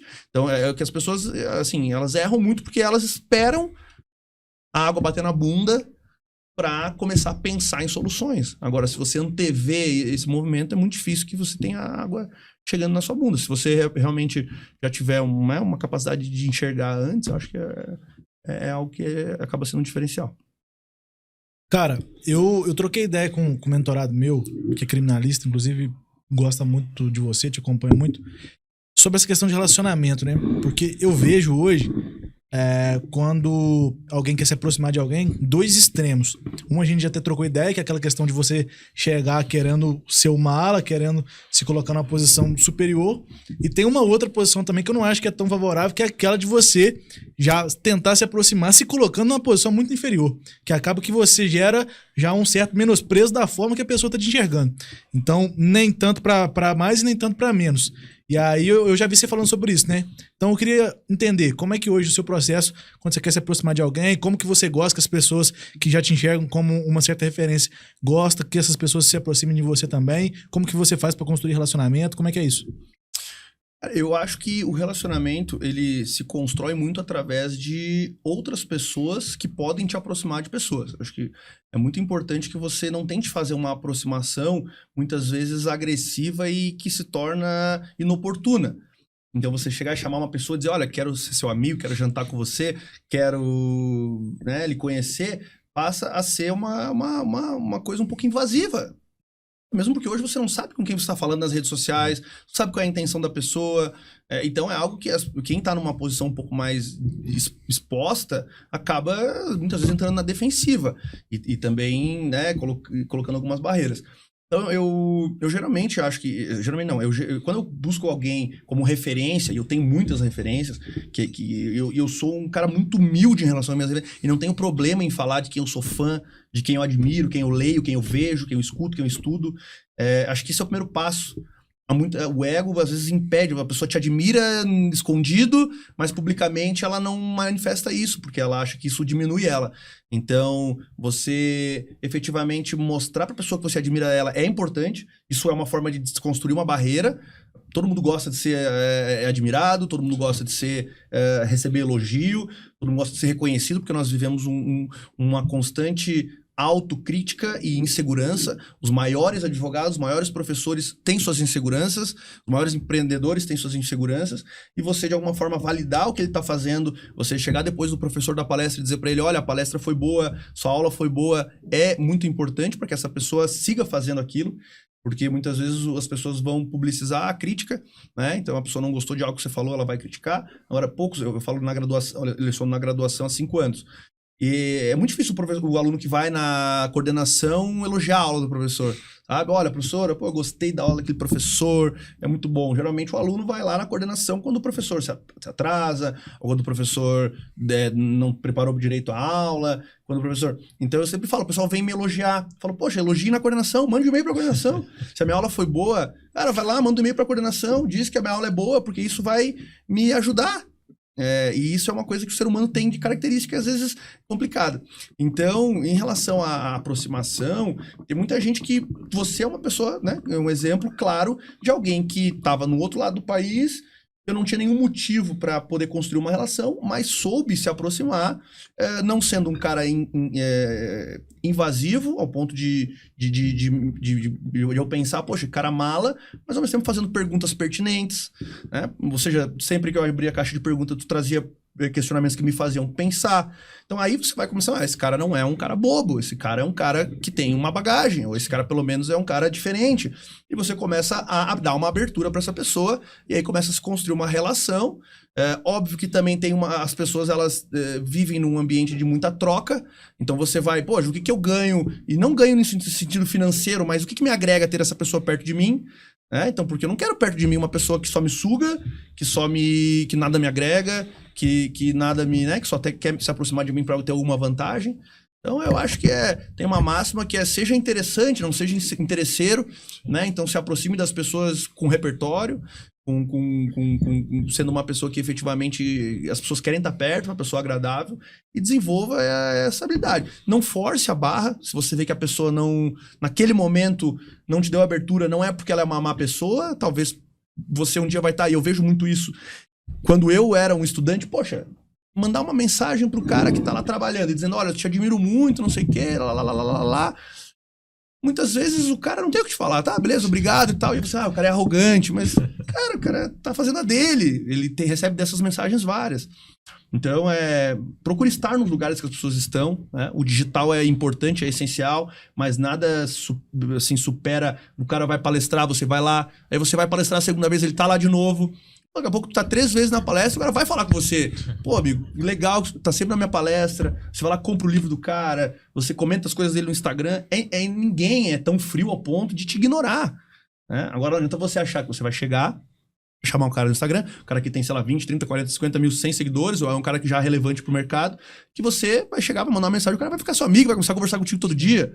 É uma coisa que não é... E eu acho que um erro, muitas vezes, Ronan, já conversamos sobre isso, é a pessoa que quer chegar dando carteiraço. Pior ainda, porque aí você repele, né? Pô, quem é esse cara que tá querendo dizer quem ele é? Se autoelogiando, né? Então o cara me chama no Instagram, doutor, eu sou advogado aqui na cidade tal, eu tenho tantos casos, eu absolvi fulano, ciclano, admiro muito o seu trabalho. Ele admira o meu trabalho depois que ele já fez 5 autoelogios. E aí ele acha que isso vai fazer com que eu dê maior crédito a ele. Eu vou falar, não, beleza, parabéns, doutor, segue firme e tal. E pra mim, esse cara, ele já jogou errado. Ele já se aproximou de mim, não dando espaço pra eu saber quem é ele. As pessoas têm que se conhecer aos poucos. Você tem que mostrar sua habilidade, sua qualidade, quem você é, deixando a pessoa descobrir. E é muito mais legal numa conversa. Pensa, você vai sair com uma pessoa. Vai sair com uma menina, sair com uma menina que você tá interessado. Você senta com ela na mesa. Daqui a pouco você começa assim, olha, eu faço doutorado, eu sou professor de tantas instituições, eu tenho tantos escritórios, tal. Ela vai ficar, que legal, tal, legal, bacana. Vai me achar um babaca, eu não perguntei nada pra você. Agora, daqui a pouco ela assim, olha, poxa, eu vi que você dá aula. Onde é que você dá aula? Pô, dou aula, e o doutorado? Então a coisa tem que fluir no meio da conversa, para que isso não pareça ser um esforço muito grande de autoelogio. Então, as pessoas que se aproximaram de mim, o Colares é um, tu é outro, pessoas que eu não era melhor, mas que eu estava na frente, digamos assim, profissionalmente, porque eu tinha mais tempo de estrada. Muito. Quando eu te conheci, eu era estagiário, eu não tinha praticamente nada para agregar. Hoje a gente consegue trocar ideias sobre vários assuntos de igual para igual, mas isso aí tem 3 anos, né? Quando eu te conheci, eu não tinha nada para oferecer. Não, mas de alguma forma eu via em ti alguém que pudesse agregar algo na minha, né? Tu já estudava o marketing digital, tu já estava buscando isso, tu já tinha perguntas inteligentes, então de alguma forma te ter perto era algo que para mim era interessante. Agora, muitas pessoas tentaram se aproximar de mim nessa minha caminhada, que é uma caminhada curta ainda, apesar de intensa e com muitas experiências, ela ainda é uma caminhada curta. São 8 anos de advocacia, mais 4 anos dentro do escritório, então são 12 anos vivendo o direito, mas assim, ainda com muitas coisas a aprender. Muita gente tentou se aproximar de mim, se elogiando, se autoelogiando, efetivamente tentando me convencer de que para mim era vantajoso estar próximo. Eu repeli. E não é uma coisa... não é uma coisa intencional, é natural. Você repele, você não trata mal a pessoa, você conversa com ela, mas você não fica com vontade de estar com aquela pessoa. Eu acho que o relacionamento, velho, é isso. Busque estar perto das pessoas que você admira, que você acha que pode te agregar. Frequente os lugares que essas pessoas estão, mas não force a barra. Não deixe que as suas qualidades surjam naturalmente na conversa, que os seus feitos, as suas vitórias sejam contadas ou por outras pessoas ou no decorrer da conversa se a pessoa se demonstrar interessada, né? Nada melhor, e acho que nada substitui uma boa recomendação. Então, assim, quando a pessoa já fala, olha, eu conheço o Ronan, vai falar com ele que ele é uma pessoa do bem. Você transmite e compartilha autoridade. Na vida é assim também. Olha, sai com o cara é gente boa. Eu fui pra Europa em 2019 fazer uma Eurotrip sozinho e tava sozinho viajando. Então, em muitos lugares que eu chegava, eu tinha amigos que tinham amigos. Os caras falavam, pô, fala com fulano. Então, caras que eu nunca tinha visto na vida, mas que estavam me recomendando através de um amigo deles, pô, deram um rolê comigo, me levaram em restaurantes, me levaram na praia. Mas por quê? Porque aquela pessoa que me afiançou é uma pessoa que para aquela pessoa tem valor. Então, abre muitas portas. Você chegar num ambiente já com alguém lhe recomendando. Então, é uma sugestão. Você quer conhecer alguém, você tem um amigo em comum, fala, pô, me apresenta aquele cara, velho, eu quero muito conhecer ele, né? Diga que eu sou admirador dele, tente marcar um jantar para eu conhecer, ou vamos lá no evento. É uma forma que eu utilizo hoje para, de alguma forma, me aproximar de pessoas que eu admiro, de pessoas que eu quero estar perto, assim, né? Sem forçar sempre a barra, sem ser interesseiro, né? Não adianta você chegar, olha, né, mostrando logo que você quer algo. Você tem que se aproximar da pessoa porque você gosta da companhia da pessoa, né? Muito bom. Só para eu controlar aqui, Guilherme, como é que tá a questão de horário? Que horas que é seu voo? Só pra gente não fazer você perder o voo. Cara, tô tranquilo. Meu voo é 9h10, são 7 agora. Acho que dá. O embarque 8h40, então. 8h40, Tá, acho perfeito. que dá mais uma meia hora aí, tranquilo. Então vamos continuar. Tem algumas perguntas aqui ainda. Quer fazer alguma? Eu tô falando demais hoje, você tá falando pouco. Tá calado. Em relação à organização do seu escritório, né? Que a gente tava conversando no início. Eu não sabia que a operação era tão grande, né? E como que você faz para gerir tudo isso? Como que você organiza os times? Você falou que contratou uma pessoa para poder gerir os processos ali. Como que é essa divisão para tocar toda a operação? E o principal, do ponto de vista financeiro, né? Porque advogado faz uma bagunça danada com finanças do escritório. Cara, assim, um dos pontos que foram um divisor, e que se manifestaram como um divisor de águas no nosso escritório, foi a gente efetivamente criar operações dentro dos times coordenadas por sócios e totalmente independentes dos outros núcleos. Então, a gente separou tanto a operação técnica, a parte técnica, quanto o fluxo financeiro de custo e entrada pelos núcleos. Então, isso faz com que você tenha profissionais daquela área atuando especificamente naquele núcleo. Sim. Isso facilita a gestão, porque você tem núcleos que têm um fluxo financeiro próprio. Então, o criminal gira o que entra pro núcleo criminal. Sim. O trabalhista gira o que entra pro núcleo trabalhista. Então, você tem caixas separados. Então, cada sócio faz o controle, cada sócio gestor do núcleo faz o controle tanto técnico quanto financeiro daquele núcleo. Então, esse é o primeiro aspecto. Vejo muitos escritórios que têm mais de uma área como a gente tem, que ainda fazem um financeiro compartilhado. Pode dar certo? Pode. Mas em algum momento vai ter alguma divergência. Porque você tem áreas com valores de mercado diferente, valor agregado diferente, desgaste do time diferente. Então você tem... Poxa, o meu time penal está trabalhando muito mais que o seu time tal área. E nós estamos dividindo 50-50, 50% dos honorários. Vai dar problema. Sim. Poxa, eu estou fechando lá no tributário clientes de 50 mil, de 100 mil todo mês, 200 mil. E o outro sócio do penal, porra, tá fechando lá poucos contratos. Mas nós vamos dividir ao meio. Então, eu acho que um grande ponto que nos colocou num patamar assim e que deu tranquilidade para desenvolver o escritório sem rusgas internas foi dividir. Então, Legal. o sócio do trabalhista, o sócio do administrativo, cada um tem o seu caixa. Esse é um ponto importante. Além disso, a gente tem o quê? Um controle de despesas já sempre antecipado. Além dessas despesas do núcleo, nós temos as despesas que são compartilhadas, naturalmente. São aquelas que todos os sócios utilizam. Secretária, aluguel, contabilidade, assessoria de imprensa. Elas não são despesas únicas do núcleo, são despesas rateadas. Sim. Então, essas despesas, a gente cria uma central de custo mensal e todo pré-mês, digamos assim, então as contas começam a vencer início do mês. Todo mês anterior, a gente já divide entre os sócios o que deu para cada um de custo e já deixa depositado aquilo para quando as contas forem vencendo. Então há um aporte mensal de cada núcleo. O núcleo vende o seu faturamento, fim do mês o núcleo aporta um valor do custo, que vai ser o valor que vai cobrir o custo do mês seguinte. Tá? Então esse é um ponto financeiro importante. Além disso, a gente tentou lá no início, antes de a gente ter profissionais de administração, dividir um pouco as competências no escritório, entre os sócios. Como nós não tínhamos ainda uma controladoria, uma administradora, nós tínhamos, então, eu no comercial, um sócio fazia o financeiro, outro sócio cuidava da produção. Então, além da divisão de áreas, você tinha dentro da característica dos sócios, pessoas responsáveis por, de alguma forma, controlar os processos internos. Então, isso foi bom também. Estabelecemos gerentes para as unidades.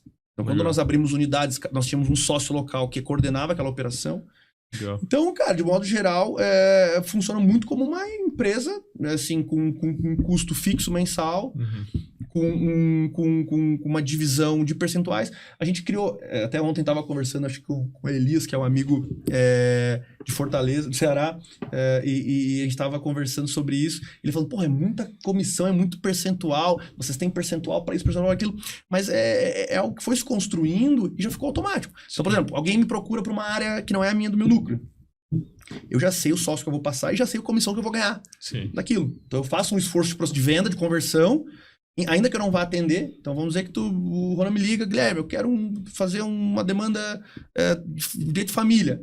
Eu não vou repelir essa demanda, porque eu atuo, o meu escritório atua, mas também não vou assumir essa demanda minha até que eu vou dizer, Rona, cara, o meu escritório atua, é um sócio assim assado, ele tem essa expertise, me passa aí os documentos que eu passo para ele. Então eu faço um pequeno esforço de venda porque eu vou ser remunerado se eu fechar essa demanda. Legal. Então eu faço essa cooptação, passo para o meu sócio, dali para frente quem toca a operação é meu sócio do dia de família. E eu vou ganhar tudo que pingar na conta desse contrato, fui eu que trouxe, eu vou ganhar um percentual. Legal. Então a gente tem uma divisão muito séria, né? Eu acho que isso é o nosso diferencial. Falava com o Ronan também, muitas sociedades se desfazem rapidamente por questão financeira. Sim. O nosso diferencial, e não estou dizendo que em algum momento pode ter alguma divergência, pode ter, já teve, mas foram divergências onde a gente sentou na mesa e conversou. Cara, sociedade não é amizade. Sim. Sociedade é negócio. Você não pode confundir as coisas. Então você tem que ter intimidade ao ponto, obviamente, do seu sócio sentar e dizer, amigo, não tá bom para mim, vamos mudar, vamos melhorar dessa forma. Você tá trazendo, eu tô trazendo muito mais clientes que você, vamos rever. Ou, cara, você tá trabalhando muito mais do que eu, você tá atuando nos casos, eu tô mais aqui, então vamos rever. Eu acho que esse é talvez o grande, a longevidade de uma sociedade é você ter diálogo. Sim. Geralmente as sociedades acabam por quê? Você fica lá ganhando, você tem um sócio, você vê o seu sócio trocando de carro, você vê o seu sócio prosperando economicamente e você se sente muitas vezes desmotivado, porque você está trabalhando igual, você às vezes está prospectando igual, o seu sócio não fecha tantos contratos e no fim do mês ele está lá ganhando às vezes igual a você e você ali às vezes penando financeiramente. O que você faz? Você vai lá e desfaz a sociedade. Muitos fazem isso. Porque você vai alimentando aquilo dentro de você, a sua mulher daí vai reclamar também, os seus amigos falam, o que você está fazendo com esse cara? E aí você começa a falar para os seus amigos aquilo, você vai alimentando na sua cabeça que aquele cara tá te explorando, e você explode, um dia você chega e fala, irmão, não quero mais, você briga com o cara, você não quero mais, você despeja todo o seu inconformismo. E o jogo não é assim. Sim. Se você sente, a primeira vez que você se sente mal com alguma situação interna, de gestão, de divisão de honorário, você tem a obrigação de sentar com o cara e falar, velho, vamos refazer, vamos mudar. Pega os números não mentem, velho. Pega os últimos 6 meses, pega o último ano, cara, olha só, velho. Eu fiz tantas audiências, você fez tantas. Ou eu trouxe tantos clientes, você trouxe tantas. Cara, eu tô trabalhando tantas horas por dia. Não tá justo, nós dividimos igual, né? Eu entrei na gestão aqui, porque geralmente é uma coisa que muita gente me pergunta sobre essa questão. Como é que você faz a matemática interna? A matemática, ela é aquela construída sempre no diálogo, né? O que é bom pra você? O que faz sentido pra você? O que faz sentido pra mim? Então, chegar nos números é difícil. Mas com bastante conversa, com alinhamento, você consegue chegar. Então, essa gestão hoje, ela passa, obviamente, pela questão financeira. Uma organização financeira, nós temos, assim, modéstia à parte, ela é muito controlada. Então, nós temos toda a entrada e saída, tudo planilhado, todo mundo tem acesso na hora no Drive, todo mundo sabe quanto que está girando. A gente tem, obviamente, sistemas, né, que vão nos auxiliar essa gestão. Agora, pessoas também. Então, nós temos as secretárias que auxiliam a gestora a fazer esses lançamentos. Tentamos também profissionalizar a questão de construir um CNPJ, de concentrar todas as entradas na PJ, emissão de nota para tudo isso numa única conta bancária, criando um relacionamento bancário, criando realmente, se a gente precisar de um capital de giro para investimento, a gente hoje tem um relacionamento bancário. Então, isso faz com que a gente realmente trate o escritório como uma empresa. Não tem assim, vai entrar 20 mil aqui, vai entrar em dinheiro, eu vou pegar e vai comprar tal coisa. Eu vou entrar no Pix aqui. Não, tudo passa pela PJ e o escritório distribui os lucros. Né? Ao final do mês, o financeiro faz a distribuição. O Ronan teve tanto, você teve tanto, eu tive tanto, vamos dividir, vamos... Né? Então, acho que o financeiro é um grande diferencial nosso, que faz com que a gente cresça e se desenvolva. A parte comercial também, estratégias bem alinhadas aí juntos. E a gestão de modo geral é isso, cara. É utilizar a tecnologia, utilizar o diálogo, buscar boas práticas que já deram certo em outros lugares, porque ninguém inventa roda, né, velho? Então, você conversar com advogados mais experientes, cara, como é que você faz no seu escritório? Me dá uma dica, pô, tô com esse problema. Como é que você faz lá? Então, lá a gente faz assim. Então, é isso. A gente já errou, a gente já mudou muito. Então, a gente começou nesse formato de divisão geral, lá atrás. Era assim, entrava no bolo, e eu falo isso tudo por experiência própria. Entrava no bolo, dividia todo mundo. Tá? E aí, daqui a pouco, porra, eu trouxe um contrato de 30. Isso desmotiva até você buscar contratos maiores, né, cara? Você tem 3 sócios, só nós 3 somos sócios. Eu vou lá e fecho um contrato de 30. Vou lá, divido com 10 para cada um. Aí eu vou lá e fecho outro de 30. Pô, 10 para cada um. Eu fecho outro de 30. E vocês ali fechando um de 2, um de 3, um de 1, né, tal. Vai chegar uma hora que eu vou falar, rapaziada, é o seguinte, eu trouxe 90 mil nos últimos 3 meses e eu ganhei 30. 60 foram para vocês. Vocês trouxeram 5 e 5 e 5. Vocês trouxeram 10 cada um.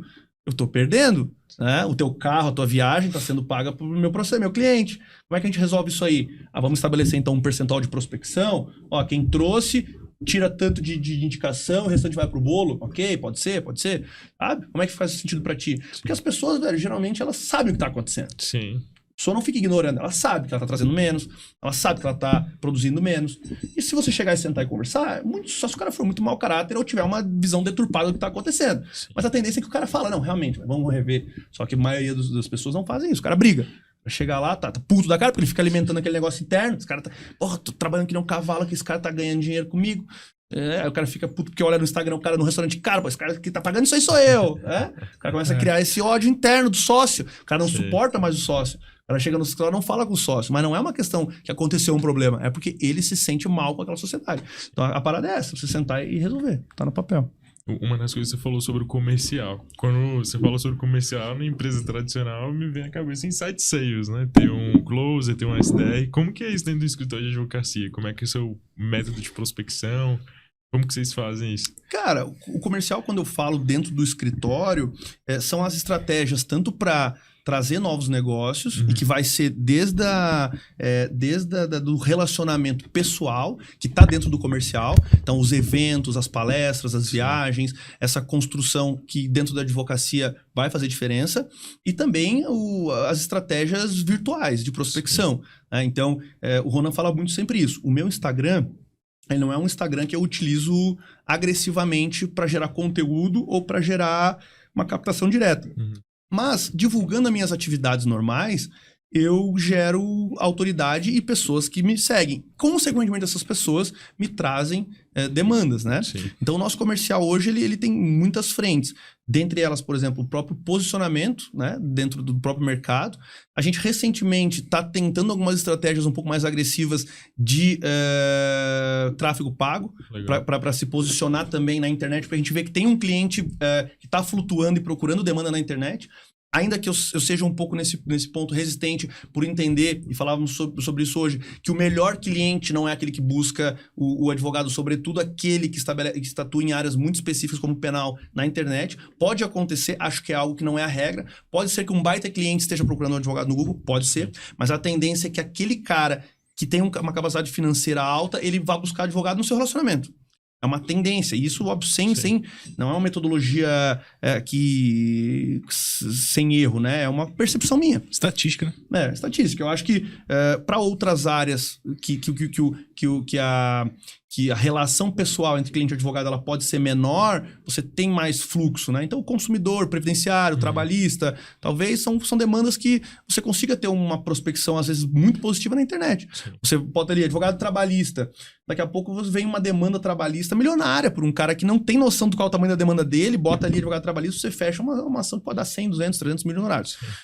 Então, velho, eu tô aprendendo bastante ainda sobre essas estratégias e sobre quais são os impactos. Uma coisa que eu me pergunto todo dia é o que faz diferença no meu processo de prospecção?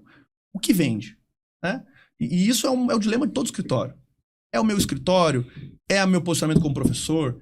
É o meu posicionamento na OAB? Porque o cliente chega até você, muitas vezes, de uma forma inesperada.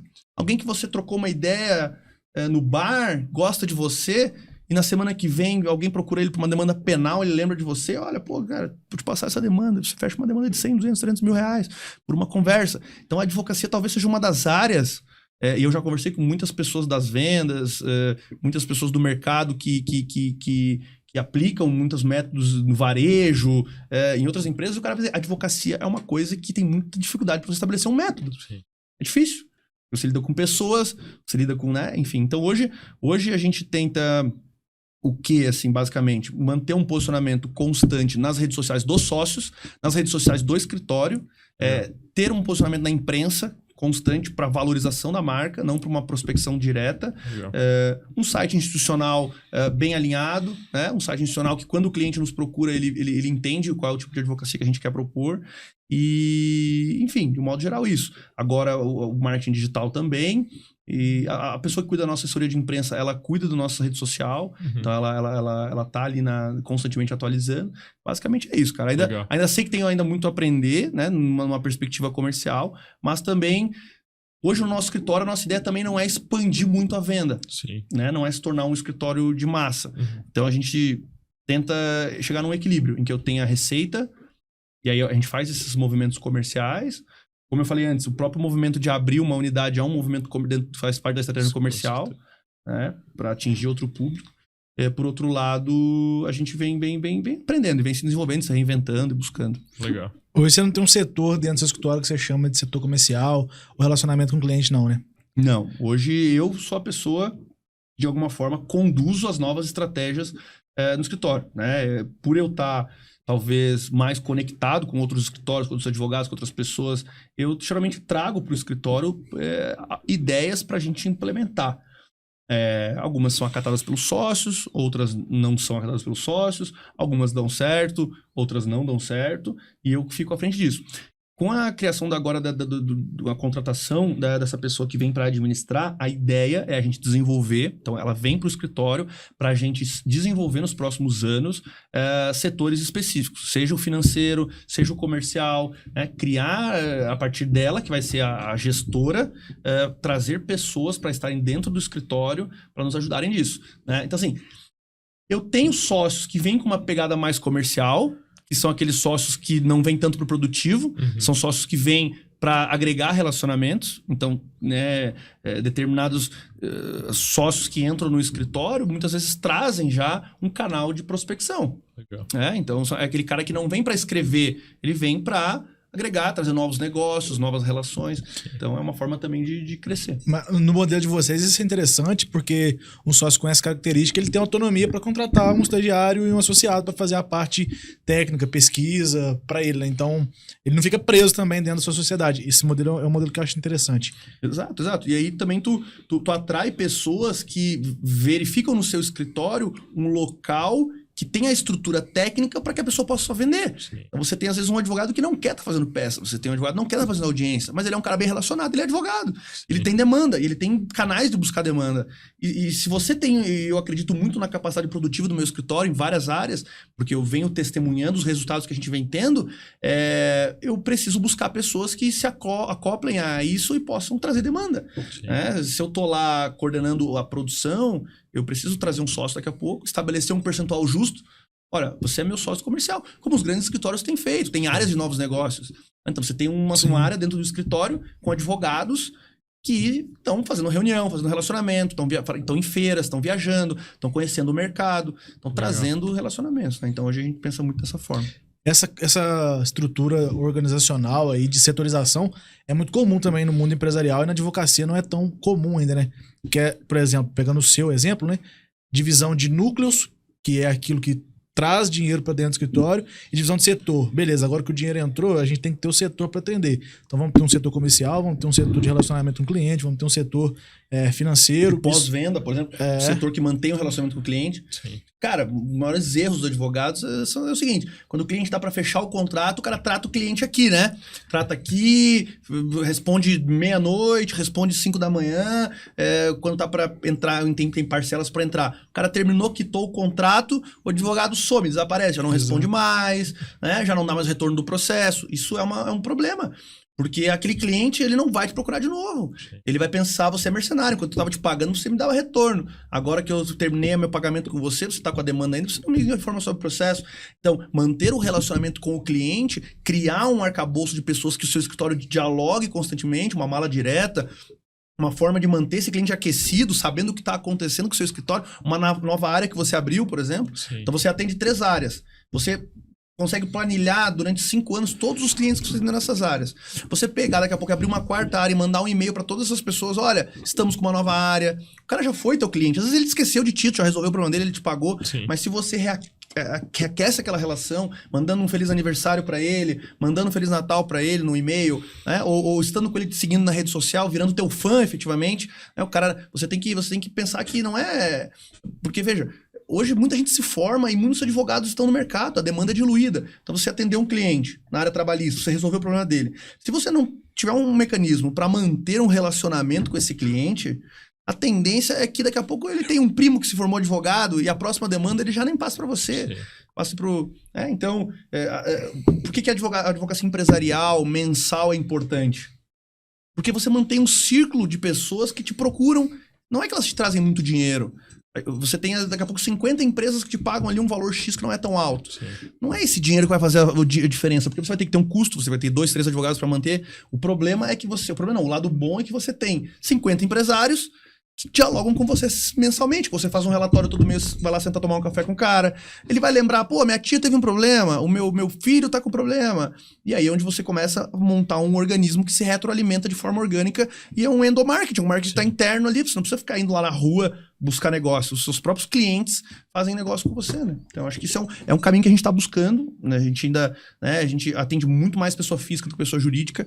É uma meta nossa para os próximos anos mudar um pouco o perfil do nosso cliente, já vem mudando, né? Então a gente já tem atendido bastante empresa, contratos mensais e tanto contratos de consultoria, contratos pontuais, mas a ideia para os próximos anos é realmente focar em PJ, obviamente que algumas áreas não tanto como penal, que ainda é uma área muito vinculada à pessoa, né? Mas as outras áreas tentar direcionar e ter aí vinculado no nosso portfólio, assim, vinculadas no nosso portfólio várias empresas fiéis, assim, que nos mantêm o relacionamento. Tem mais um conceito de empreendedorismo que é muito conhecido, na verdade é uma métrica, né, que é o LTV, que eu acho que você explora muito bem dentro do seu escritório também, que é essa questão de monetizar, ou pelo menos tentar monetizar ao máximo o seu cliente, fazer com que ele deixe o máximo de dinheiro possível no seu escritório. Então acho que você faz isso muito bem, tentando abraçar mais dores, né, mais problemas desse cara, para que ele não tenha uma segunda opção em mente na hora que, cara, pode ser um empresário, mas se ele estiver querendo se divorciar da mulher, é o seu escritório que ele vai procurar. Se ele tiver com problema tributário, é o seu escritório que ele vai procurar. Trabalhista, é o seu escritório que ele vai procurar. Então, tudo isso, seja no pessoal ou seja na pessoa jurídica. Então, acho que você faz isso muito bem e ao longo do tempo, acho que você consegue trazer essa monetização um pouco maior de cada pessoa, né? Porque aquilo que a gente falou, o mercado está disputado. Hoje tem uma estatística aí que eu acho que são aproximadamente 176 habitantes por advogado. Então, é pouco. Com 176 clientes hoje, um advogado não fica rico. Exato. A não ser que ele advogue numa área Um nicho extremamente lucrativa. Então, Sim. tem que buscar monetizar. Exato. Não, eu acho que isso é um ponto positivo. E outra, quando você atende mais de uma área, você não deixa o cliente ir embora. Né? Você, por exemplo, você é contratado no penal. Se você passa para outro escritório o trabalhista desse cara, daqui a pouco esse cara que você indica do trabalhista pode ter um sócio do penal. Daqui a pouco esse cara tem um outro problema do penal e ele te trai, ele te troca. Uhum. Né? Então, se você mantém, tá tendo o cara no penal, ele precisa do trabalhista, eu tenho alguém no trabalhista. Ele fica no escritório, então ele fica em contato com a marca, ele fica em contato com o escritório. Então, a tendência é que esse cara volte quando tiver um outro problema penal, para mim, é muito maior do que se eu mandar ele para fora do escritório.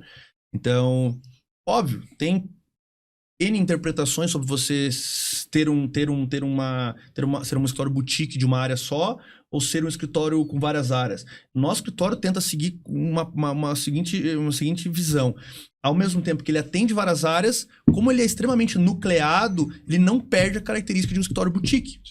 Então, apesar de você ter um número alto de advogados, não alto não, mas um número que está crescendo de advogados relativamente considerável, o cara do trabalhista não atua no penal, o cara do penal não atua no imobiliário, o cara do imobiliário não atua no tributário.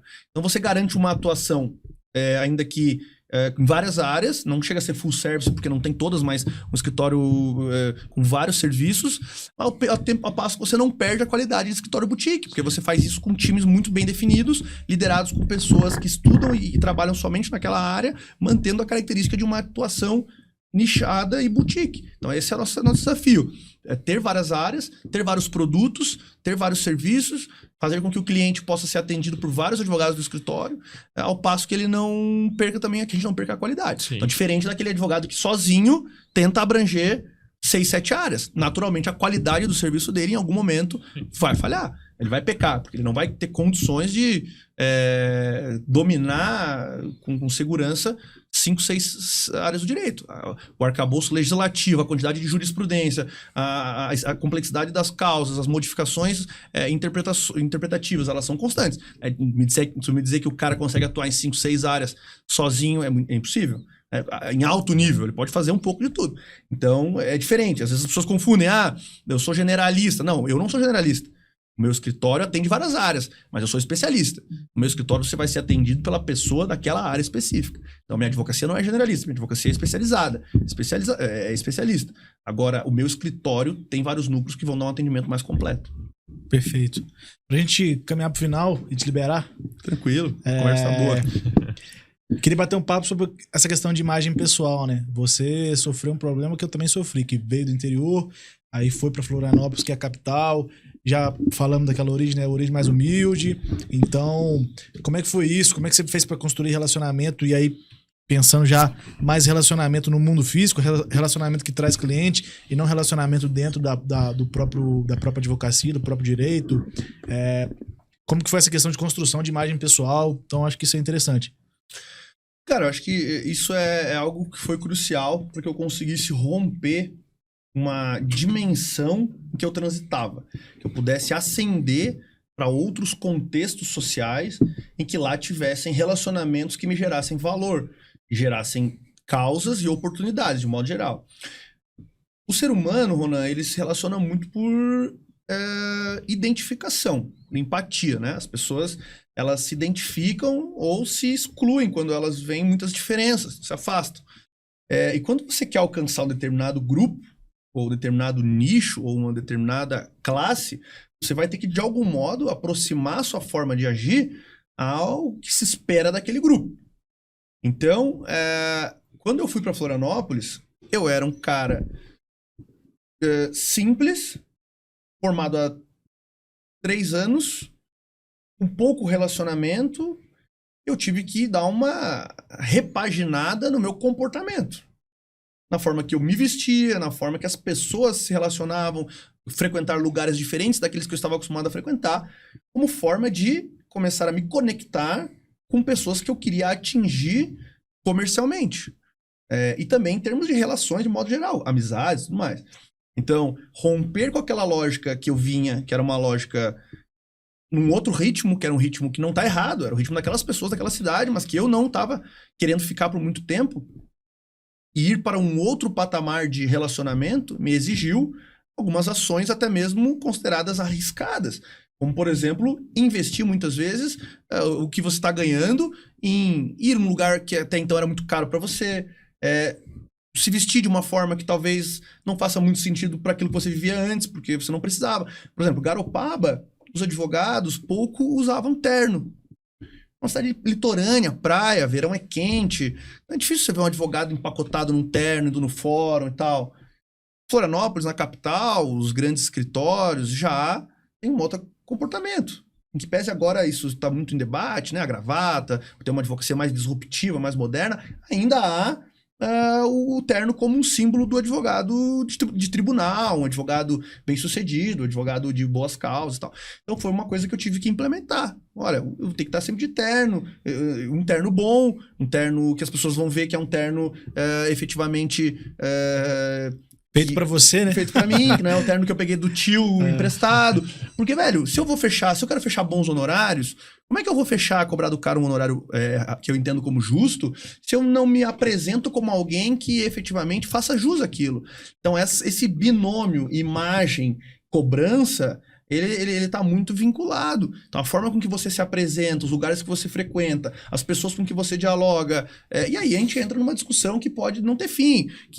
Claro que sempre considerando que não adianta você criar uma situação muito longe daquilo que você é, porque senão você daqui a pouco entra num looping que você não dá mais volta. Então, você vai ter um carro que você talvez não pudesse ter. Ok, acho que tudo bem, você tem que arriscar. Talvez você não tenha que fazer a conta tão aritmética. Você tem que dar o peitaço, tem que buscar aquele carro que você acha que vai fazer com que as pessoas lhe verifiquem como um advogado bem-sucedido. Até porque aquilo vai fazer diferença no fim das contas, e quem diz que não está realmente alheio ao que está acontecendo, as pessoas se relacionam por símbolos. Então, o carro que você usa, o terno que você usa, o relógio que você usa, lembrando sempre que isso não pode ser só, mas isso junto com qualidade técnica, junto com estratégia de mercado, vai ser um plus que no fim das contas vai fazer com que você entre num jogo diferente. Não quer dizer que isso fecha contrato. Não é o seu relógio que vai fechar contrato. Não é o seu carro que vai fechar contrato. Mas muitas vezes é o que vai diferenciar você cobrar mais que o seu colega. Então, assim, a forma que você se apresenta, onde está seu escritório, você tem que entender. Você quer atender empresa? Quer montar um escritório? Onde é que é um local que efetivamente os empresários veem como um prédio corporativo? E você tem que entender que isso é posicionamento. Então, é isso. Não adianta você querer cobrar um honorário X se você não apresenta para o seu cliente. E aí, hoje teve uma polêmica no Instagram de um perfil aí que pegou um corte meu de uma palestra de 2018, que foi divulgada lá no Mindjus, em que eu falo que, para mim, para advocacia penal, eu visualizo a necessidade de um escritório físico, um escritório bem estruturado, porque no fim das contas isso vai ajudar a converter o seu cliente. Eu falava isso em 2018, óbvio, antes da pandemia, muitas coisas daquela palestra eu revi nesse período, mas ainda assim mantenho a ideia de que determinado tipo de cliente vai querer falar com você pessoalmente e vai perceber o seu capricho.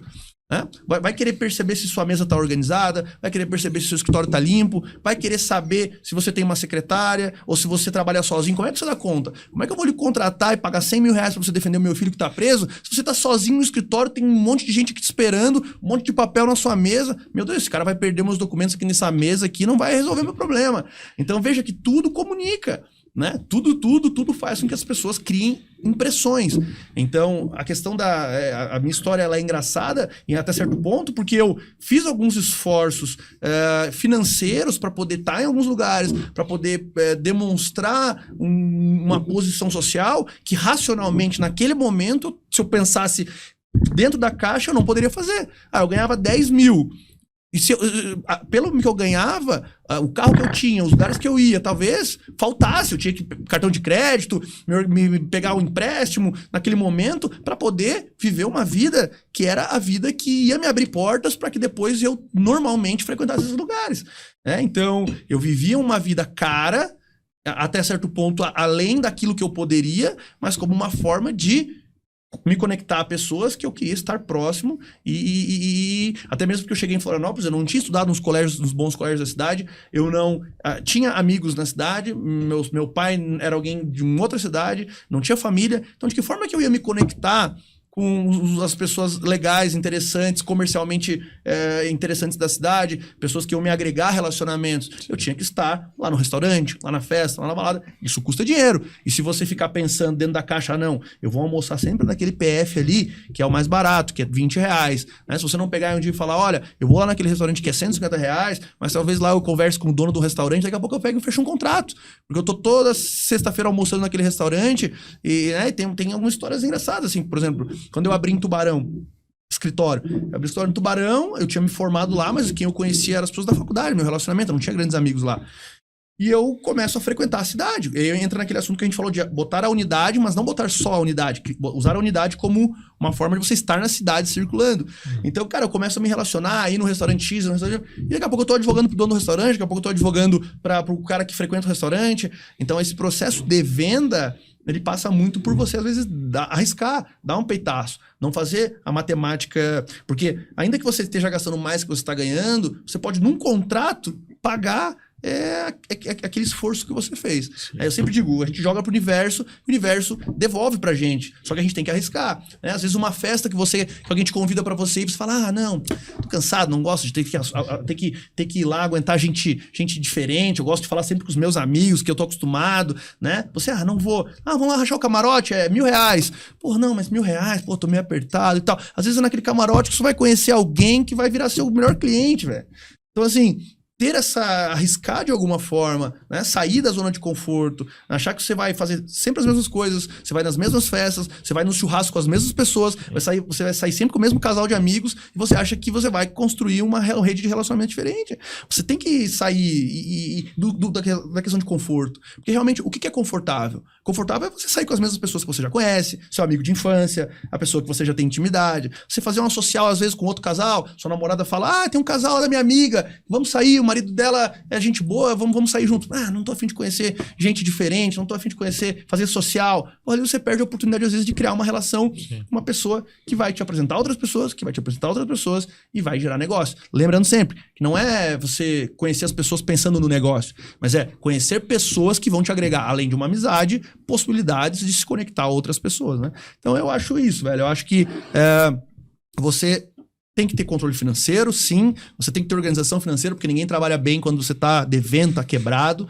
Mas, ao mesmo tempo, em alguns momentos da vida, sobretudo no começo da carreira, você vai ter que dar alguma arriscada, você vai ter que dar um peitaço, você vai ter que viver a vida no limite, sabe? Você vai ter que viver a vida ali, um pouco de aventura. Porque se você ficar dentro da caixa, fazendo tudo certinho, gastando só aquilo que você pode pra sobrar, a tendência é que você viva uma vida dentro da caixa, uma vida limitada. Se você quer ter uma vida sem, né, uma abundância, em algum momento você vai ter que dar o all-in. Você vai ter que jogar na mesa ali o tudo ou nada. E pode ser que dê certo se você, óbvio, tiver estratégia e pensar que isso tem um motivo. Não é sair, né? Daqui a pouco o pessoal vai dizer, vou sair gastando adoidado, eu vou sair frequentando um monte de lugar aí que eu não posso, passando no cartão de crédito. Você tem que ter um objetivo, né, velho? Você tá indo naquele lugar pra quê? Pra conhecer pessoas ou pra ficar loucaço e chegar em todo mundo e ficar muito louco e brigar e ser expulso da festa? Porque olha só, você tem a oportunidade às vezes de ir num show, num camarote com um monte de gente interessante, um monte de gente que faz negócio, aí o cara vai lá, toma 2 garrafas de vodka, fica doidaço, faz uma vergonheira, dá em cima da mulher dos caras e nunca mais cola com os caras, né? Em vez do cara ir lá, vou conhecer as pessoas, vou trocar ideia, vou perguntar o que o cara faz, as pessoas perdem a oportunidade. Às vezes as pessoas estão em espaços muito muito frutíferos em termos de relacionamento de negócio, e elas fazem de tudo para se deteriorar aqueles relacionamentos. Então, acho que o jogo é esse, é você, com algum grau de responsabilidade e de controle, você arriscar um pouco mais e buscar sair do seu círculo, nem que para isso você tenha que fazer alguns esforços financeiros e tudo mais. Acho que é isso. Para conseguir se destacar na iniciativa privada, advocacia, empreendedorismo, tem que saber tomar risco, tem que saber investir, né? Se tem aversão a risco, vai fazer concurso público. Exato, cara. E assim, a história nos mostra isso. Vários filmes, várias séries que retratam situações reais de pessoas que construíram, muitas vezes, relacionamentos, ainda que às vezes de forma não tão correta, mas a partir da imagem que absorveram, que mostraram, que passaram a difundir. Então, se a gente pode usar isso para o bem, né? Óbvio, não é fazer que nem o golpista do Tinder, não é que nem a série Inventando Ana lá, que ela dá um golpe em todo mundo, mas é você pegar algumas lições dessas pessoas, né? Do Prenda-me se for capaz, do Leonardo DiCaprio, que ele se veste de piloto de avião e vai lá no banco e pega dinheiro, troca cheque. É uma lição. Veja, você mostra o quê? Que o ser humano é estético, é visual. Sim. Se ele vê você bem vestido, se ele vê você falando um bom português, se ele vê você frequentando lugares com boas pessoas, a tendência é que ele abra um espaço para lhe proporcionar um negócio é muito maior do que se você estiver agindo de forma diferente.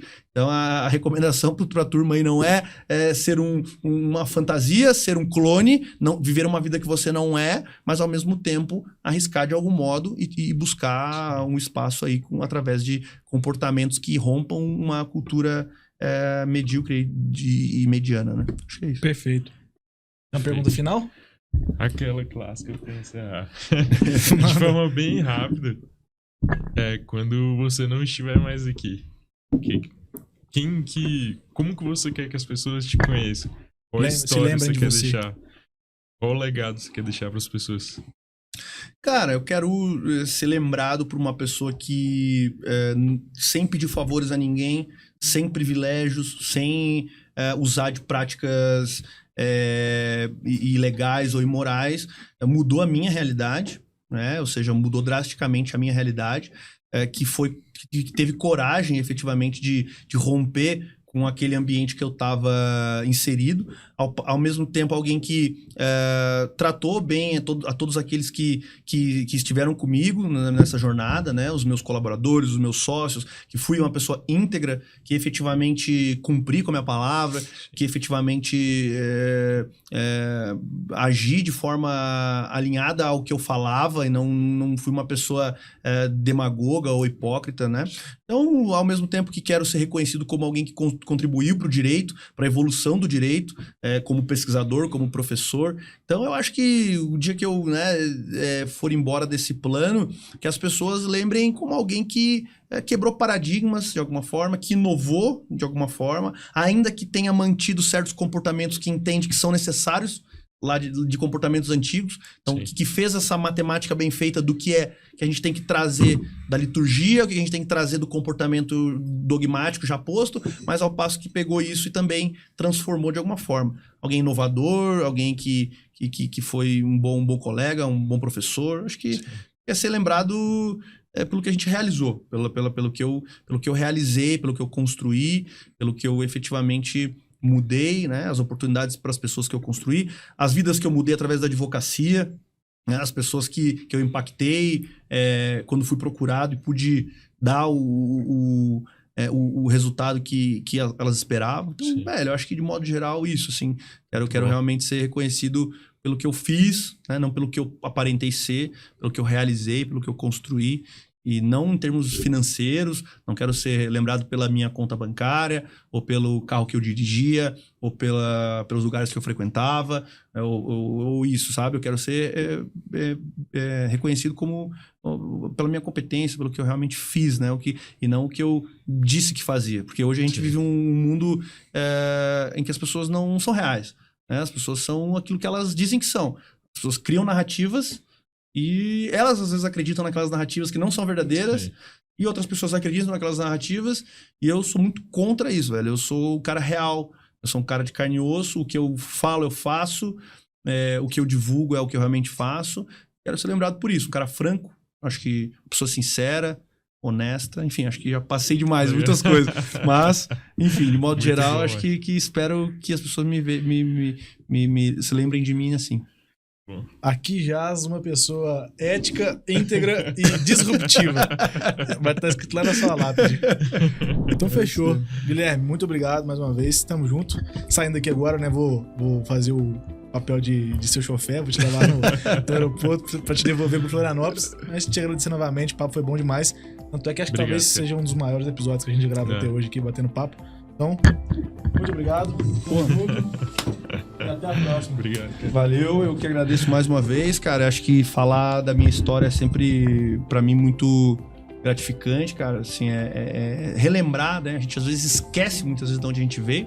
A gente entra na rotina e a gente vive aquilo e muitas vezes não tem nem tempo de parar pra pensar e agradecer onde a gente chega. E quando eu tenho a oportunidade de falar com pessoas qualificadas, com perguntas inteligentes, né, e de alguma forma contribuir para outras pessoas que estão vindo, e de algo dessa fala contribuir para alguém que está tentando trilhar o mesmo caminho que a gente obrigatoriamente força um processo de retorno de memória, e isso é muito bom, é um sentimento Legal. bom de lembrar da minha trajetória, e isso eu devo a essa oportunidade, a esse convite. Estou sempre à disposição, fico ansioso para o lançamento do episódio, espero que contribua, que seja uma fonte aí de alguma reflexão, de algum conhecimento para quem está na luta, e para o pessoal que vai assistir, eu fico à disposição sempre, né? Digo que espero de fato, e falei sempre de forma sincera, para que o pessoal realmente pesque uma ou outra coisa, se identifique com uma outra coisa. Sei que a realidade hoje de quem está advogando, quem está no mercado, ela é difícil, e eu tento compartilhar a minha história para dizer que é possível, para dizer que as pessoas podem, né? Você veio, independente de onde você veio, desde que você, cara, se dedique, né? Faça mais do que os outros, entregue mais do que os outros, o resultado vai vir. Eu sou uma prova de que sem falsas narrativas, vivo uma vida hoje que eu queria viver, um padrão de vida que eu queria viver, e isso se deu muito óbvio, as oportunidades que eu tive, mas a dedicação que eu empreguei nesse objetivo. Então, fico à disposição, obrigado mais uma vez e tamo juntos. Tamo junto. Obrigadão. Valeu. E, como sempre, né? Curtam, compartilhem, mandem aqui o episódio no grupo de advogados, no grupo do AB, e até a próxima. Valeu, pessoal.